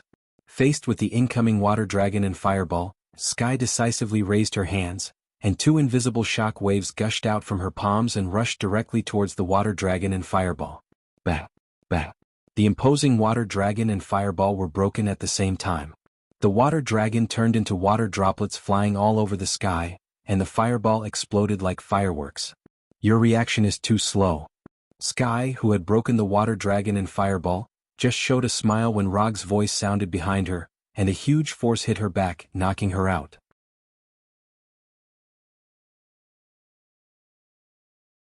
Chapter 232. In order to let Sky grow up as soon as possible, Rog sometimes used a bit more strength. Of course, this strength is for Sky. For Rog, this kind of attack power is not heavy at all. If Sky had fought with Hulk, Saul, and the others, he would know what a real heavy punch was. Even so, Sky, who was hit in the back by Rog, still flew out uncontrollably. It wasn't until she flew out 5 or 6 meters that she fell heavily to the ground. After falling to the ground, Sky was lying motionless on the ground, looking like she was completely knocked out. Looking at Sky, who seemed to have fainted, Rog didn't immediately step forward, but directly spouted a flame from his mouth. Keton, fire dragon. The violent flame like a flying dragon flew towards Sky, who fell to the ground. The hot temperature made the surrounding air hazy. The flame of the fire dragon can be divided into 3 directions: front, left, and right to attack the enemy, and the direction of the fire dragon can be further controlled by chakra. It is an extremely difficult ninjutsu to avoid. The reason why Rog chose this ninjutsu is just in case. In case Sky really fainted, he can also change the direction of the flame for the first time to avoid Sky being hit. Although Sky was only 5 or 6 meters away from him, Rog was still very confident in his control of chakra. Sure enough, it was as he guessed. When the flame was about to hit Sky, Sky, who was lying on the ground, burst out a powerful shock wave visible to the naked eye, directly shaking off all the flame. This shock wave not only shook off the flame of the fire dragon, but also attacked Rog without any reduction in power. The shock wave came fast, but Rog's reaction was faster. The shock wave hasn't arrived yet, he had already used lightning body flicker to leave the place. The powerful shock wave passed through the weak electric current left by him when he used lightning body flicker and hit the wall dozens of meters away. Boom. The wall hit by the shock wave exploded like it was hit by a missile. The broken bricks splashed everywhere. Sky, who had just got up, didn't have time to turn around. Rog suddenly appeared in front of her. The power of the attack is not bad, but it's best not to have the idea of playing dead in a fight. Most enemies like to use bullets to confirm the target's life or death, so playing dead can easily become a real death. Although Sky has awakened her superpower, her actual combat experience is almost zero. This is the reason why Rog is willing to train her for a period of time every day. Letting Sky be the only one in charge of intelligence gathering was a classic waste of resources. Before, he didn't ask her to go out in the field because she doesn't have enough power to protect herself. Let's stop here for today. If you still want to train, you can look for Frank. He should be in the base right now. After that, Roger left the training room and returned to his office. Haven't found the whereabouts of Baron Strake and Scepter? Glancing at the report in his hand, Rog asked the assistant beside him without raising his head. Hokage-sama, we have cleaned up all the Hydra strongholds provided by the intelligence department, and for the time being, we have not found the whereabouts of Baron Strake and Scepter. After Erica's death, Rog had to find a new assistant. His current assistant is a former SHIELD agent named Sharon Carter. Sharon Carter didn't have any superpowers and he wasn't a special assistant before. He was SHIELD's Agent 13. The reason why he chose Sharon Carter as his new assistant is purely because her surname is Carter. Yes, Sharon Carter is the niece of Peggy Carter, the first love of the American team Captain Rogers. If Rog hadn't crossed over, Sharon Carter might have become Rogers' new girlfriend after a while. However, before this emotional line of Rogers began, it was completely cut off by Rog. Superheroes are going to save the world. How can they be distracted by such trivial things as love and love? Let the intelligence department continue to investigate, especially the base in Sokovia, carry out a carpet search again. On the surface, most of Konoha's intelligence agency is dealing with Hydra all over the world. But in fact, Rog focused his investigation on Loki's scepter and Baron Straker. However, because this butterfly from another world was fluttering more and more, the future in his memory was also changing crazily. For example, Baron Strake and Scepter, who should have been in Sokovia, are missing. He wasn't particularly concerned about where Baron Straker and Loki's scepter had gone. What he cares about is whether Scarlet Witch Walter has appeared now. Scarlet Witch Walter is the key to opening his Manjikyu Sharingan. Without Walter, he can only choose to exchange Manjikyu Sharingan from the system. That's 300 ninja coins. Wasting 300 ninja coins just for a chance to open the portal is not worth it at all. So he will never choose to exchange from the system until the last moment. Walter is his first choice. Sir, why don't we communicate with the Avengers led by Mr. Stark? In recent months they have also wiped out a lot of Hydra bases, and Baron Strake and Scepter may have fallen into their hands. Sharon gave her suggestion. Although S.H.I.E.L.D. was disbanded, Nick Fury somehow convinced Tani, and then with the help of Tani's funds, he incorporated a large number of S.H.I.E.L.D. members who were dismissed by Rog. Now Tani's Stark building in New York has become the headquarters of the Avengers, and Tani has also become the nominal leader of the Avengers. In terms of personal friendship, Rog and Tani still maintain a friend relationship. But Konoha's intelligence agency and the Avengers led by them have become two opposing organizations to some extent. Team America's Rogers, Dr. Banner, Black Widow Natasha, and Hawkeye chose to be reunited. Thor chose to be neutral and belongs to the shared staff of Konoha and the Avengers. I'll think about it, you go out first. Since the establishment of Konoha's intelligence agency, the contact between Rog and Tani has become less and less. Is Loki's scepter really in Tani's hands? Just as Rog was wondering whether to call Tani to ask, in the laboratory on the top floor of the Stark building, Tani was constantly tempting Dr. Banner. I want to use this power on the Ultron program, but JARVIS can't download such a dense data schematic. The next time the aliens invade, they won't even be able to break through the defense line. I don't want to hear nonsense like, who is right and who is wrong. What I see is a safe world under armor defense. Tani gave full play to his language talent and continued to persuade Dr. Banner. This fragile blue planet needs Ultron. This will be the peace of our era. Think about it. Looking at Tani's slightly lonely back, Dr. Banner began to move.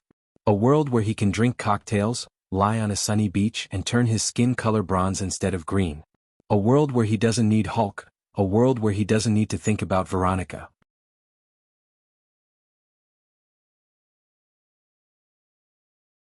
Chapter 233. Rog didn't know what happened on the top floor of Stark building. After thinking about it for a few minutes, he finally didn't call Tani. Anyway, he has waited for so long, and it doesn't matter if he waits a little longer. After making up his mind, Rog used the phone on his desk to give new instructions to Sharon Carter. Search for the whereabouts of Savant Maximov and Pietro Maximov with all their strength. As for the whereabouts of Baron Straker and Loki's scepter, they don't need to worry about it for the time being. As long as they can find Walter, everything else is a bonus. With Rog's order, the intelligence network of Konoha's intelligence agency began to operate frantically. Konoha never stopped searching for Walter and Pietro.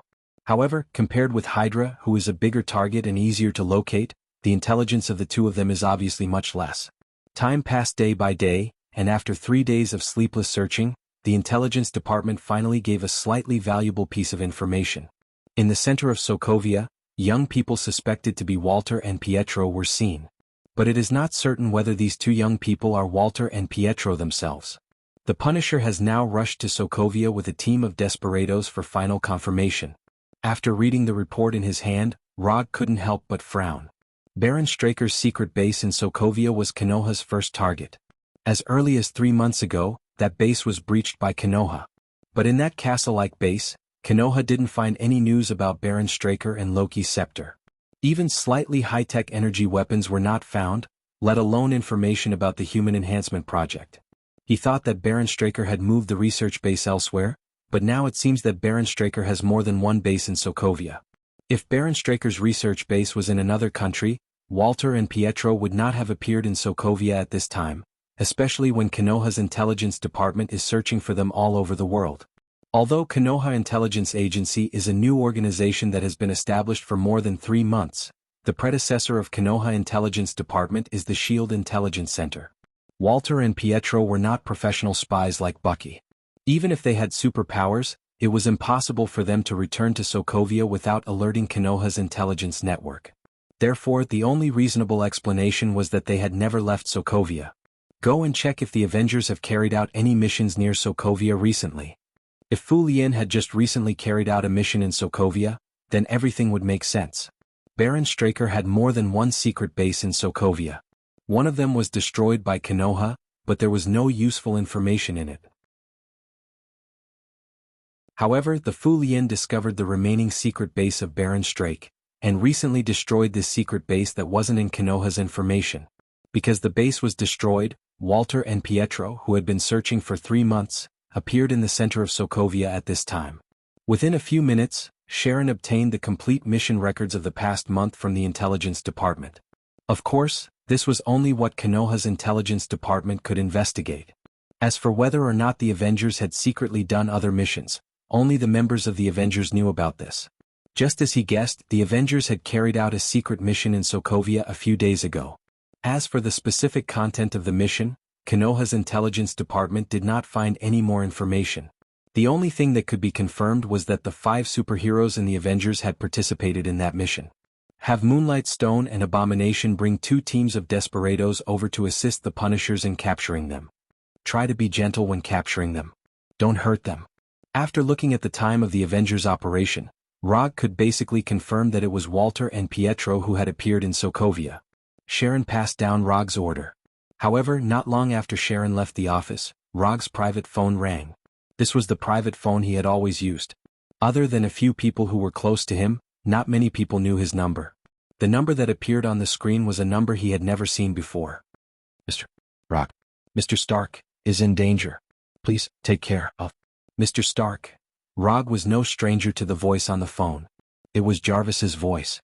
However, compared to the previous Jarvis, the current Jarvis seemed to have a system failure. He spoke intermittently. What happened? Ultron. Ultron? Before Jarvis could finish speaking, the phone was hung up. If it were anyone else, they might be confused. However, for Rog, who had seen the future, Jarvis had given him enough information. Under his changes, the future of this world had changed a lot, but Tani still managed to get Ultron out in the end. Was this the so-called self-healing ability of fate? After Jarvis hung up, Rog sighed helplessly and dialed Tani's number. In any case, he and Tani were still friends. If he could help, he would help.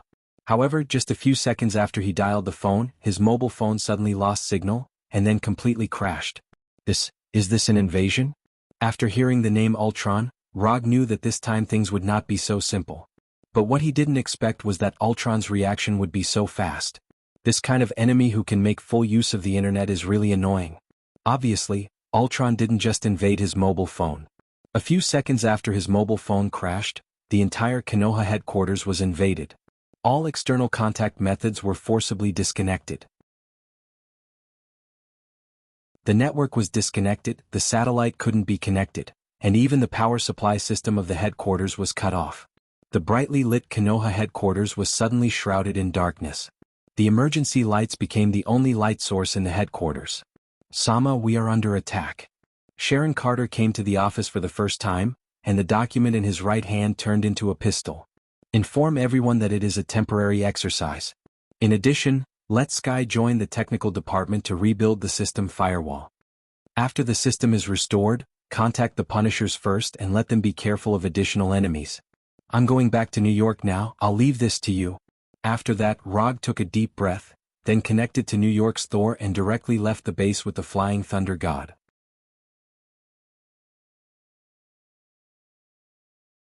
Chapter 234.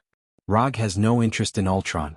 Similarly, he has no interest in the Genjutsu that combines J, A, R, V, A, S and the Spirit Gem. In fact, he was only interested in Walter and the Soul Gem. After the Battle of New York, he left a permanent Flying Thor technique in the Stark building. But unfortunately, ever since he left behind the Flying Lightning God technique, he hadn't come to Stark building even once. After the Flying Thunder God, he came to the Stark building in an instant and then saw the party held by Tani. At this time, although he was not wearing the iconic Haori of the 4th Hokage, he immediately attracted the attention of the audience when he arrived at the banquet hall. The 4th Hokage, why is he here? The director of Konoha's intelligence agency actually came to the party held by the Avengers. Interesting. Is Konoha going to work with the Avengers? People whose hands are stained with the blood of innocence are not embarrassed to call themselves superheroes. Hee. After seeing Rog, various thoughts emerged in the minds of the guests present. Some were amazed, some were emotional, and some were contemptuous. Rog ignored these guests and set his eyes on Tani in the distance, and then came in front of Tani with a body flicker technique. Rog, why are you here? Like those guests, Tani was also full of doubts about Rog's appearance. Jarvis informed me that there is a problem with your Ultron. After hearing the name of Ultron, Tani's face suddenly changed. The existence of Ultron is top secret. Even in the Avengers, only he, Dr. Banner, and Jarvis know about Ultron. Rog knows about the existence of Ultron and came in person, which means that there is a real problem with Ultron. Wait a minute, I'll contact Jarvis. Although the relationship between Konoha and the Avengers is not good, the personal relationship between Tani and Rog is quite good. And Tani doesn't think that Rog will joke with him about Ultron. Tani took out a phone that looked like transparent glass. Then there was nothing else. Jarvis couldn't be contacted. No, it wasn't that he couldn't contact Jarvis, but that the phone in Tani's hand had completely crashed. It was like a real piece of glass and there was no response. Tani, what happened? After seeing Rog's arrival, the captain of the American team noticed that something was wrong and immediately came to their side. There's a small problem, so we have to end the party early. Tani didn't tell Captain America about Ultron, and now wasn't the time to explain it. Alright, I'll go inform the guests. Rog looked at Tani and Rog with a complicated expression. Then he turned around and left, intending to inform the guests to leave. However, he had only taken a few steps when an accident happened. Boom, boom, boom. Explosions rang out from different corners of the hall at the same time. Orange-red flames exploded with a loud bang, and the shockwave from the explosion instantly sent several guests flying. It seems that there's no need to inform them. At the moment of the explosion, Rog took Tani away from his original position, allowing Tani to avoid a cannonball that was originally flying towards him. Is Ultron in the laboratory on the top floor? After putting down Tani in his hand, Rog asked directly. Yes, it's on the top floor and Loki's scepter is there too. Be careful, if you are killed by the robots you developed, I will laugh at you for the rest of my life. After that, Rog directly used lightning body blink and left. With the sound of the explosion, the Iron Man Legion robots built by Tani came to the hall one by one, and then killed everyone they saw. Rog didn't waste time on these robots and directly broke through the tempered glass of the outer wall, using the super light rock technique to fly to the laboratory on the top floor. From the explosion to the laboratory on the top floor, it took less than 10 seconds. However, when he came to the laboratory on the top floor, what he saw was still the robots of Tani's Iron Man Legion. Ultron and Loki's scepter had long disappeared. To be precise, only Loki's scepter was missing. Ultron is now among these robots of the Iron Man Legion. You shouldn't have come. The robot at the front made a strange sound that was obviously composed of electronic sounds, which was the voice of Ultron. Whether I should have come or not, you don't have the right to say. Ultron didn't go forward, but raised his right hand and silently looked at his steel right hand. I can feel that you are the same as me and you also have that kind of power. Rog knew what Ultron meant by the same kind. It was nothing more than the gem of reality on his body. In Ultron's view, Rog, who has the gem of reality, and he, who is born in the gem of mind, are, to a certain extent, the same kind of existence. No, we are not the same kind and we can't become the same kind. Rog directly refused Ultron's approach of climbing up. We can be the same kind as long as you want. You are now looking for Walter Maximoff. I can give her to you as a kind gift between friends. What do you think? Ultron invaded the system of Konoha's headquarters and naturally knew the order Rog had issued. He may not know why Rog cares so much about Walter, but he doesn't mind giving Walter to Rog in exchange for the so-called kindness of human beings. Give it to me, haha. What qualifications do you have to decide Walter's fate because you don't even have your own body, or because you can only hide in the network like a thief? As soon as his voice fell, a long spear made of lightning appeared in Rog's right hand and instantly hit Ultron's body and then cut him in half. Raiton, Chidori Egi Spear. Although the lethality of Chidori Egi Spear is not as good as Chidori Blade and Lightning Sword Draw, it has no problem cutting Ultron's current robot body. It seems that you don't like my proposal, but it doesn't matter, you will accept my gift in the end, I promise. Ultron changed his body and said to Rog while controlling another robot. After that, Ultron didn't continue to talk to Rog, nor did he intend to fight with him. He controlled the remaining robots to fly downstairs to the banquet hall. Ultron knew very well that it was impossible for these robots of the Iron Legion to cause any serious damage to Rog. Instead of wasting time on Rog, it was better to focus on the members of the Avengers. Ultron left the top laboratory with its robot brothers, but Rog didn't intend to leave with them. He was now thinking about a very serious problem. If there was no illusion, would he have a way to deal with an enemy like Ultron who could escape through the network at any time in a crisis? The result was not optimistic.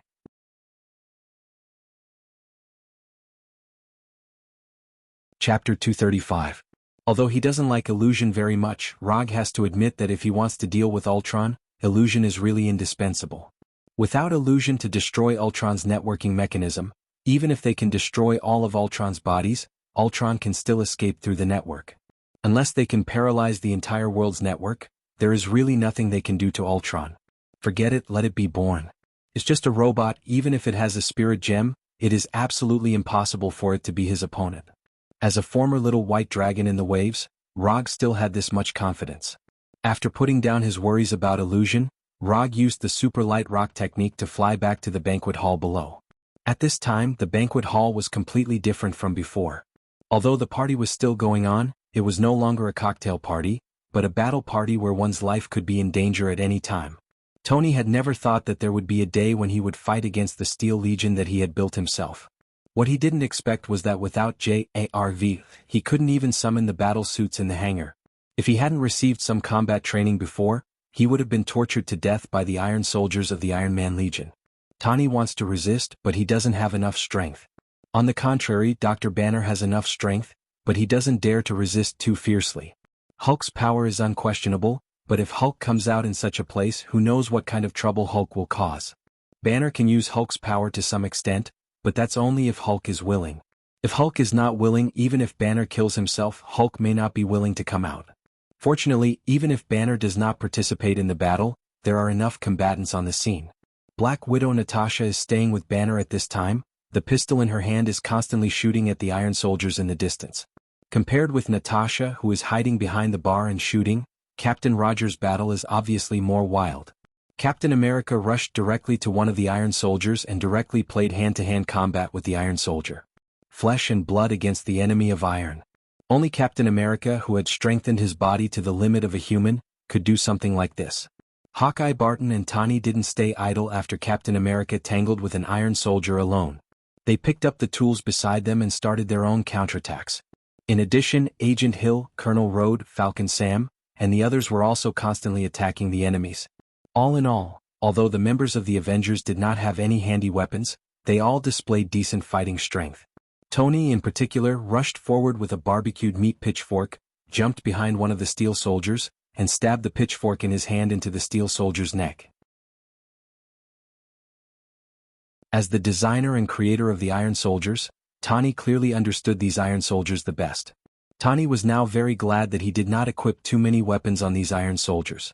Other than the arc pulse cannon in his palm, only a few Iron Soldiers were equipped with small missiles. After the crazy bombardment just now, most of the small missiles on these Iron Soldiers have been consumed. Rog came to the battlefield-like banquet hall, but he had no intention of making a move. Unless Tawny's life was really in danger, he wouldn't make a move. And he didn't make a move for the Avengers, it was purely for JARV chose to inform him immediately after being threatened by Ultron. This kind of behavior touched him. Although JARV was not a real person, Rog didn't mind treating JARV as a real friend. The battle in the hall continued, but the members of the Avengers had gradually adapted to the threat posed by the Iron Soldiers and their counterattacks were getting fiercer and fiercer. The strength of the Iron Soldiers was far inferior to that of the Avengers. If they hadn't caught the Avengers off guard, these Iron Soldiers would have been wiped out by the Avengers in a short time. Just as Rog was admiring the brave battle of the Avengers, he suddenly saw one of the Iron Soldiers walking towards Dr. Zhao Hailuan, who was squatting next to the piano. Dr. Zhao Hailuan was the only non-combatant present, and Dr. Zhao Hailuan was one of the key figures in the birth of Illusion. Without Dr. Zhao Hailuan's cradle of life, Illusion's body wouldn't have appeared at all. In addition, Dr. Zhao Hailuan was also a temperamental beauty with good looks and a good figure. Therefore, Rog raised his hand and unleashed a thunder palm. 5 or 6 lightning bolts gushed out of his palm and directly attacked the Iron Soldier in front of Dr. Zhao Hailuan. Boom.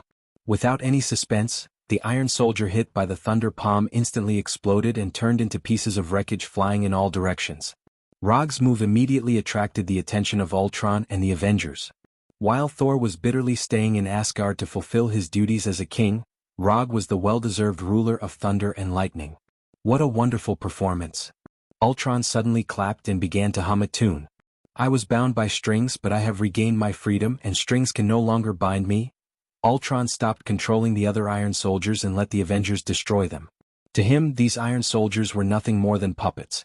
When the Avengers destroyed all the Iron Soldiers, Ultron said again, "You want to protect this world, but you don't want to change it. If humans are stuck in their ways, how can they have the ability to protect themselves? Look at these puppets. There is only one path to peace, and that is the destruction of humanity." Bang. As soon as Ao Chuang finished speaking, Rogers of the American team threw out the iconic shield in his hand, shattering Ao Chuang's not-so-sturdy body. Ultron left, using his cheat-like networking mechanism to leave. No one knew where Ultron would go. The only thing that could be confirmed now was that Ultron had a lot of opinions about the human race. A few minutes later, in the laboratory on the top floor of Stark Building, the members of the Avengers, Dr. Zhao Hailuan, and Rog all silently looked at the broken three-dimensional projection in the laboratory. This was the programming projection of J.A.R.V.I.S., the programming projection that had collapsed. For an artificial intelligence, the concept of life did not exist. However, the programming was completely destroyed, which was basically equivalent to the death of human beings. Rog didn't want to participate in the post-war summary meeting of the Avengers. In any case, he was now the director of Konoha's intelligence agency. The tension between Konoha and the Avengers could be seen even by ordinary people. So it was actually quite ironic that he was here. Ultron cleaned up this place and then used the internet to escape. He has all the information, all kinds of documents, surveillance videos, and he may know more about us than we do about each other.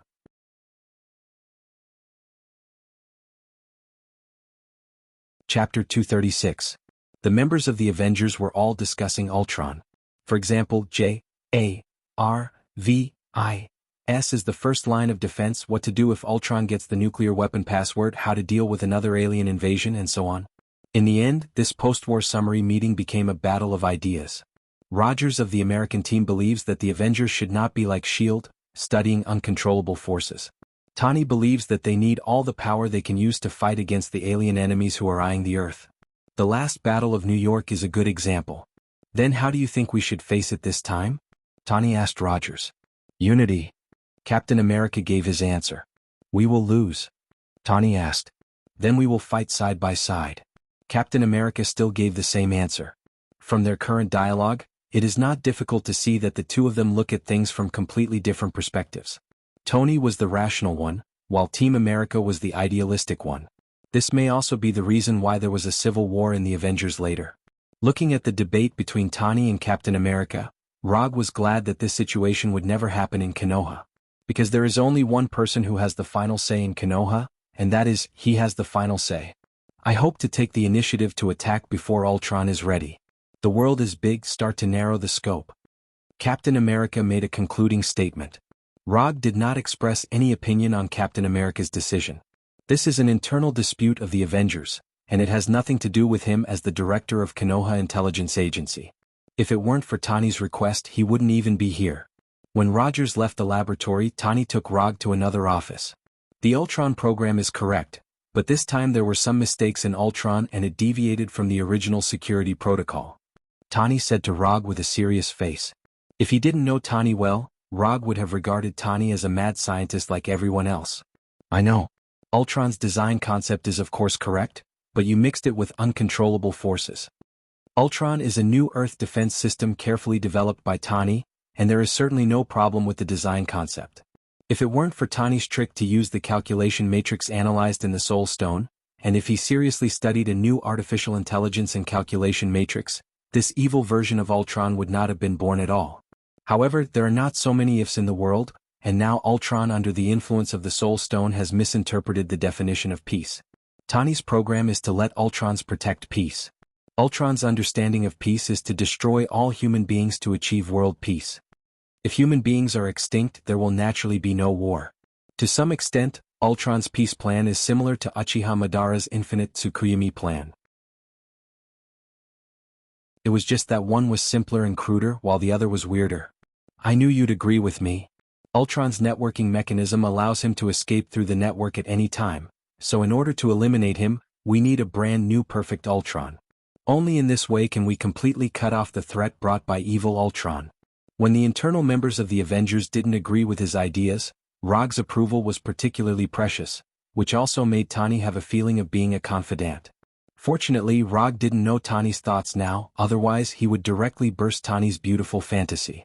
He knew that Tani's idea was right, purely because he had seen the future. This has nothing to do with being a confidant or anything. I support your approach, but the problem now is that we don't have anything on hand now. Whether it's hardware or software, we don't have it now. Although Ultron is alive and kicking outside now, that's because Ultron has a super calculation matrix comparable to a real brain. Without this crucial calculation matrix, Ultron is at most a robot that can act according to instructions. I will take care of the calculation matrix, but I need you to lock the position of Ultron during this time and prevent him from further destruction. The system here in the Avengers has been completely destroyed by Ultron. We can't locate Ultron now, but your Konoha can. Tani didn't mention the hardware problem of the Justice version of Ultron because this is the easiest one to solve. It's really not possible, and he can directly upload the calculation matrix to a certain Iron Man armor. Konoha can't locate Ultron now.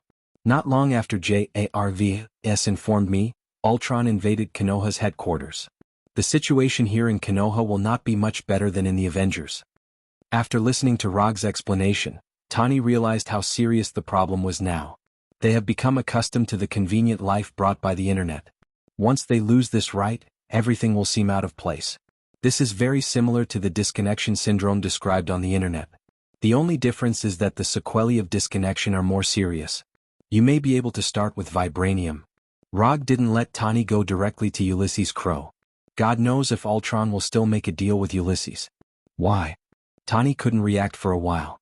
If I were a robot, then I would definitely want my body to be made of the hardest metal. If Tani couldn't react like this, then Rog would seriously doubt his IQ. I will ask them to pay attention to the whereabouts of Ultron in Konoha. When I deal with the Maximov siblings, if you still need my help, you can contact me. As soon as his voice fell, Rog left Stark Building in the Flying Thunder God and returned to Konoha's headquarters in Washington. How the Avengers solve the problem of Ultron is their own business. Compared to Ultron, what Rog wants to solve now is Walter's problem. The Walter siblings don't have a good impression of Tani at all. If Ultron comes to them at this time, they don't have to think about what will happen. So Rog decided to remove this potential threat in advance. Ultron will return to the Avengers, Walter will belong to him, and everyone will take what they need. When Ultron finally intends to cause a world-ending disaster, he will stop Ultron according to the situation. After the emergency repair by Sky and the technical department, the communication system destroyed by Ultron was finally online again, and Rog finally contacted the Punisher far away in Sokovia. Then he received a piece of bad news. The Punisher found the Walter siblings, and then it was an extremely unfair battle. No one died, but the Punisher and the Desperado team led by him lost their combat ability. The Scarlet Witch and Quicksilver defeated the Punisher and the Desperado.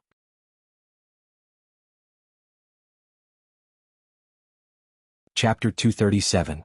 The Punishers and the Desperados were no match for the Wanda siblings, and Rog was already mentally prepared for this. Otherwise he would not have let Moonlight Stone and Abomination bring people over. But he did not expect that the Punishers and the others would lose so miserably. Without anyone dying, all of them had lost their ability to fight. This was much more difficult than severely injuring the enemy. After ending the call, Rog did not hesitate and began to sense the Flying Thor spell on the Punishers. At this time he could only do it himself. Flying Thor. Rog crossed thousands of kilometers in an instant and teleported directly from Washington to Sokovia.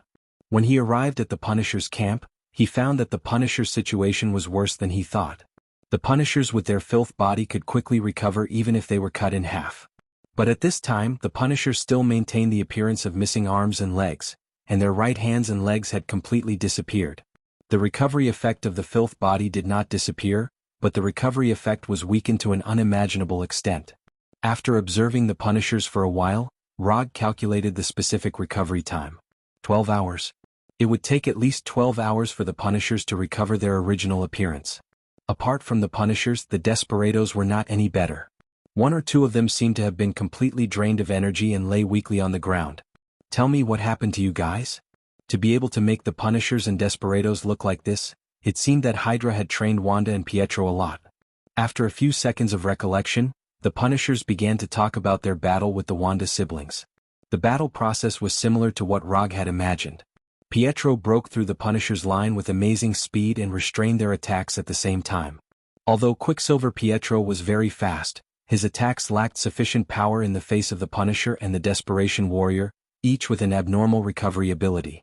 What really made the Punishers lose their ability to resist was the Scarlet Witch Wanda, who seemed to be no threat but attacked strangely as soon as she made a move.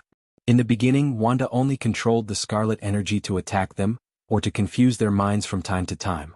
But when she discovered that the Punisher could quickly recover, she gave the Punisher an unexplainable energy attack. After being struck by the Crimson energy, the Punisher's recovery ability became extremely slow. In the end, the Punisher and the others lost their ability to fight, and the Walter siblings won. After listening to the Punisher's explanation, Rog let out a sigh of relief.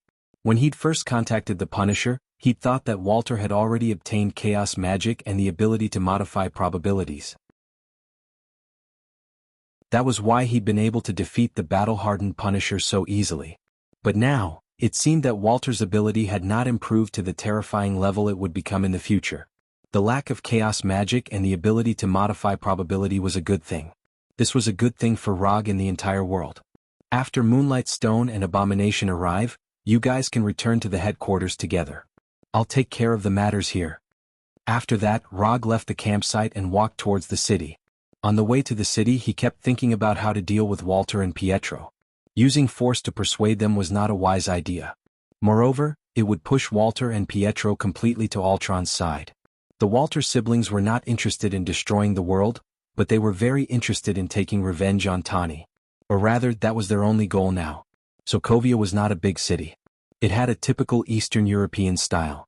Before entering the city, he used Chakra's sensing ability to sense the entire city. Sokovia was not an international metropolis like New York. There were not many people living here. There were even fewer people with special energy reactions in their bodies. Without much effort, he sensed Walter and Pietro's location. Just as he confirmed Walter's location, Walter also sensed his arrival. Reverse positioning. Since when did she have this ability? Rog did not remember that Walter had the ability to reverse track people. Or rather, in his memory, Walter did not have any sensing ability at all. Could this be the after effect of the change in the timeline? Rog had planned to have a friendly first contact with Walter and Pietro, but now it seemed that his plan had been ruined before it could be carried out. In his senses, Walter and Pietro were quickly leaving the city, retreating at a speed far faster than normal people. After sensing that Walter and Pietro were retreating, Rog did not chase after them immediately. Instead, he began to calculate Pietro's current speed. He did not know if it was because Pietro had not reached his maximum speed yet, or because he had Walter with him, but his current speed was not very fast. Of course, this was not fast by his standards. To others, Pietro was now a flash of shadow, a shadow that could not be seen at all. Lightning Body Blink. After confirming Pietro's current speed, Rog immediately used Lightning Body Blink. He disappeared in an instant, leaving only a few weak silver electric currents behind. Lightning Body Blink was not a ninjutsu suitable for long-distance attacks, but at a time like this, it was one of Rog's best choices. With the extreme speed granted by Lightning Body Blink, Rog quickly closed the distance between him and Walter. He's coming and he's fast. Because Rog had not deactivated Chakra's sensing ability, Walter was still locked onto his position. He can't catch up. Pietro had a blind confidence in his speed. Even with Walter on his back, he did not think that he would lose to anyone in terms of speed. However, his confidence was soon challenged. With Lightning Body Blink alone, Rog could not catch up with Pietro in a long-distance attack. However, Lightning Body Blink was not his only means. Lightning Release Chakra Mode. Silver-white lightning and light blue chakra instantly enveloped Rog's body, further increasing his already shocking speed. At this time, Rog was like a bolt of blue lightning, quickly approaching Pietro. Then he walked side by side with Pietro. Compared to my speed, you are still too young. Pietro did not expect Rog to be able to get close to him in just a few seconds. What shocked him even more was that he could clearly see that Rog had not used all his strength yet. They were now faster than the speed of sound, and sound could not be transmitted, so Rog could only signal Pietro to stop.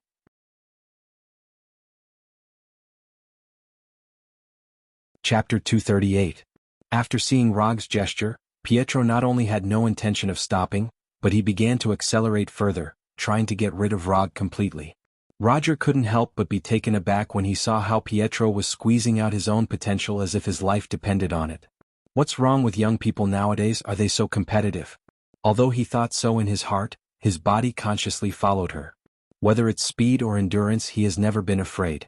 In the past, he also relied on his speed to become a ninja. Although he has mastered more and more ninjutsu, his fighting style has become more and more violent. However, speed had always been his forte.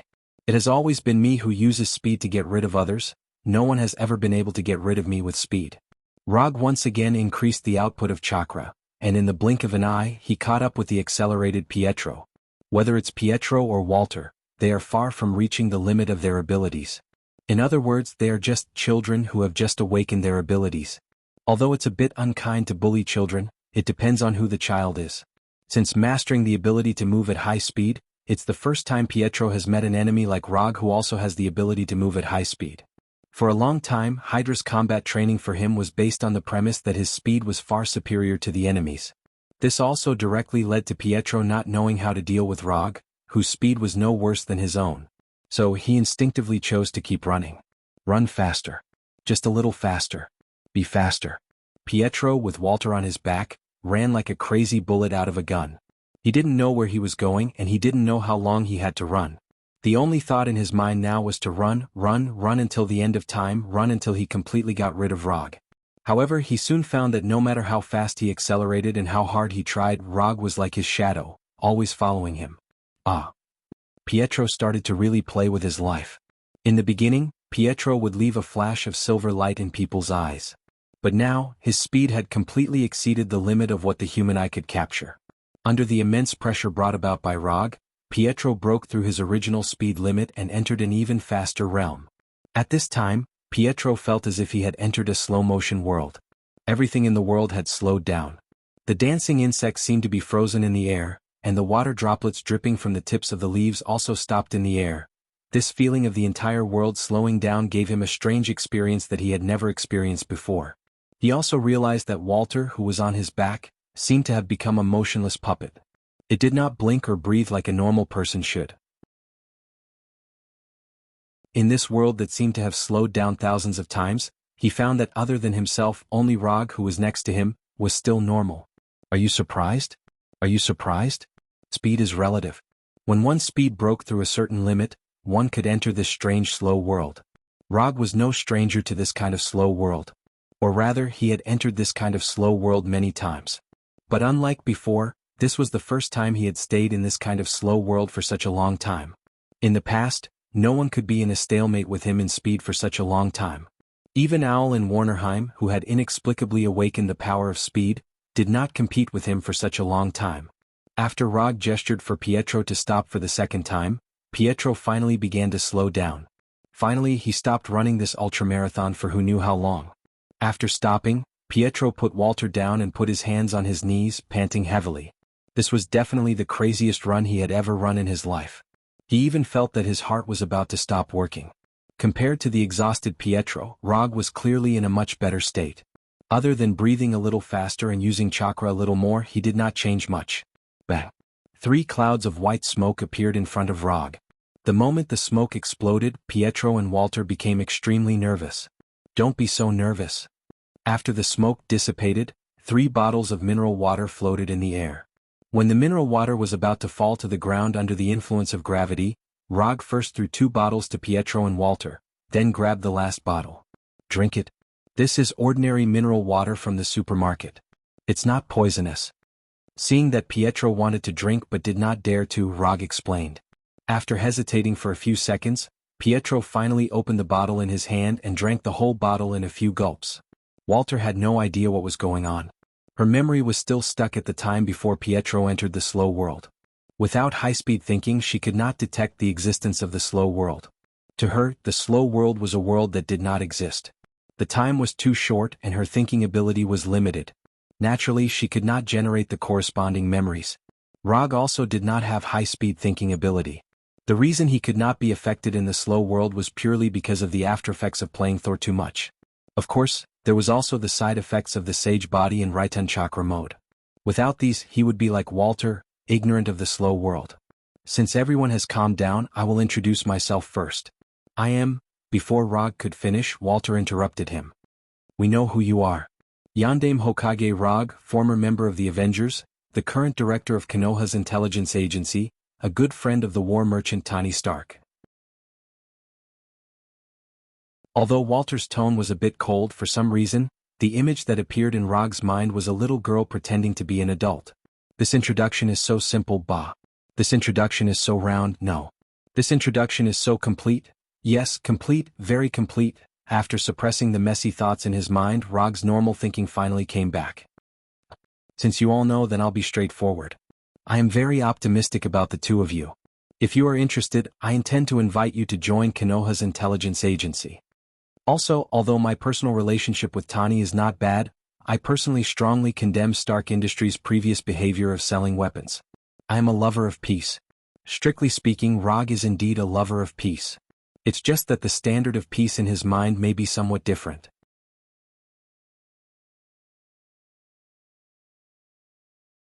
Chapter 239. Neither Pietro nor Walter expected that the Rog who appeared in front of them would be completely different from what they had imagined. Whether it was their own understanding or the information that Hydra had instilled in them, Rog was a cruel and ruthless executioner. He was powerful, cold-blooded, tyrannical, and regarded human life as nothing. This was their understanding of Rog. But obviously, the Rog who appeared now was very different from the Rog they had imagined. They could not tell how powerful he was for the time being. But his speed was pretty good. Cold-blooded, tyrannical, and regarded human life as nothing at all. No matter what, you are an accomplice of the United States. You are an accomplice of Tony Stark. At this moment, Roger looked harmless to humans and animals, but the deep-rooted impression of him was not easy to change. Especially since he had a good relationship with Tani. "I know you won't believe anything I say, so I'm going to use another method to prove my sincerity."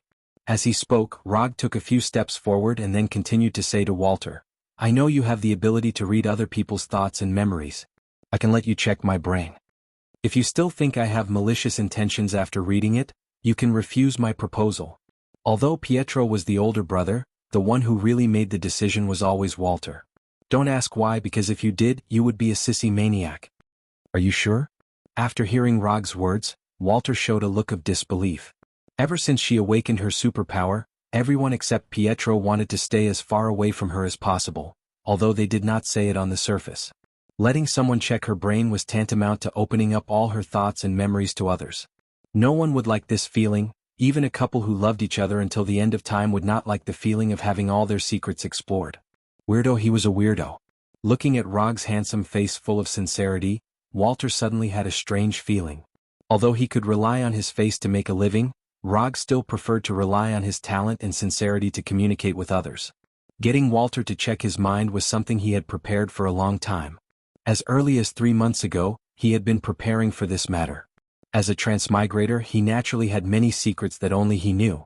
Regardless of whether it was his transmigration, the system, or the events in the future, they were all things that he could not let others know about. However, in order to gain Walter's trust, he decided to take a risk. Of course, he wouldn't let Walter know about this. Therefore, he spent 3 months researching a high-level illusion technique that would not be of any help in combat. This illusion technique was the pinnacle of his work so far. Even the spiral electromagnetic cannon couldn't compare to the difficulty of this illusion. Illusion, memory seal. He used illusions to completely seal away certain memories. This illusion could be used on himself or others. The duration of the seal could also be controlled. At its longest, it could last until the victim died. At its shortest, it could last a few minutes or a few hours. To use this illusion, apart from being extremely proficient in illusions, one also had to use the eye power of the Sharingan to the limit. Even with his current eye power, he would need 3 days to recover his eye power after using it once. Moreover, he couldn't use any other Sharingan illusions during these 3 days. The high difficulty of cultivation, coupled with the high consumption of eye power, naturally brought about the perfect results. He had tested this illusion on many people and none of them had failed. Moreover, no one had noticed anything. Gwen, Sky, Moonlight Scala, Sharon Carter. The results of the test were perfect, but this might also have something to do with the fact that they weren't proficient in spiritual power. As for whether this illusion could fool Walter, he wasn't completely sure. This was the only thing he had to take a risk on now. However, considering his beautiful life in the future and the power of the Manjikyu Sharingan and Susanoo, he decided to take the risk. Even if Walter really did notice, he could still get rid of Walter's detection immediately. Under Walter's gaze, Rog walked up to her step by step. At the same time, he used the memory seal on himself. The moment he came in front of Walter, the memory seal took effect and sealed all the secrets he wanted to hide. At this moment, everything about transmigration, the system, the future timeline, and so on completely disappeared from his mind. At the same time, his memories before transmigration and everything related to the memory seal were also sealed. Therefore, when he came in front of Walter, he had a confused expression. He felt like he had forgotten something, but he couldn't remember what he had forgotten. He couldn't even be sure if he had forgotten anything. What's wrong? Walter asked after seeing the confusion on Rog's face. Nothing. You can start anytime. Letting Walter check his mind wasn't within the memory seal's range, so he clearly remembered what he was doing. Walter reached out her hands and stopped near Rog's temples. Crimson energy started entering his brain. Due to the angle, Rog, who had lowered his head slightly, was able to see a beautiful scene. Those messy thoughts once again surfaced in his mind. However, not long after these thoughts surfaced, he forcefully suppressed them. T. Walter can see my thoughts now. Walter had only wanted to check Rog's true thoughts, such as whether he really trusted her and why he had come to find the siblings. However, the thoughts that appeared in Rog's mind occupied most of his thoughts. Therefore, Walter also saw those thoughts immediately. Pain, pain, pain. Rog didn't know if Walter did it on purpose or if she didn't control it well enough, but he suddenly felt a severe headache. It was so painful that he couldn't help but gasp. Fortunately, this intense pain came and went quickly. Within a few seconds, the pain that made his scalp numb disappeared. 20 to 30 seconds later, Walter finally finished checking Rog's mind. Then, she quietly took a few steps back and pulled her jacket forward. Girl, do you have to do this? Although Walter didn't say anything, her actions were clearly done for Rog to see. That kind of scene appeared right in front of him. If he closed his eyes and didn't look, wouldn't that be even worse? After sighing in his heart, Rog spoke again. You saw my sincerity. If you still think that I have ulterior motives, if you still think that I'm not trustworthy, then I can't do anything about it. This was the most suitable solution he could think of. Although it was a little risky, it was still worth the risk. Moreover, he was sure that Walter and Pietro were definitely not dangerous people with extreme thoughts. What they really wanted was not revenge, but to make up for their regrets.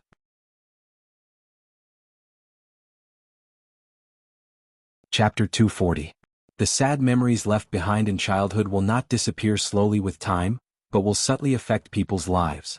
Happy people are healed by childhood all their lives, and unfortunate people are healed by childhood all their lives. Walter and Pietro were obviously the latter. The weapons produced by Stark Industries left them with an indelible sad memory. Because they were unable to change the past, they shifted the target of their hatred to the weapons of Stark Industries and to Tony Stark himself.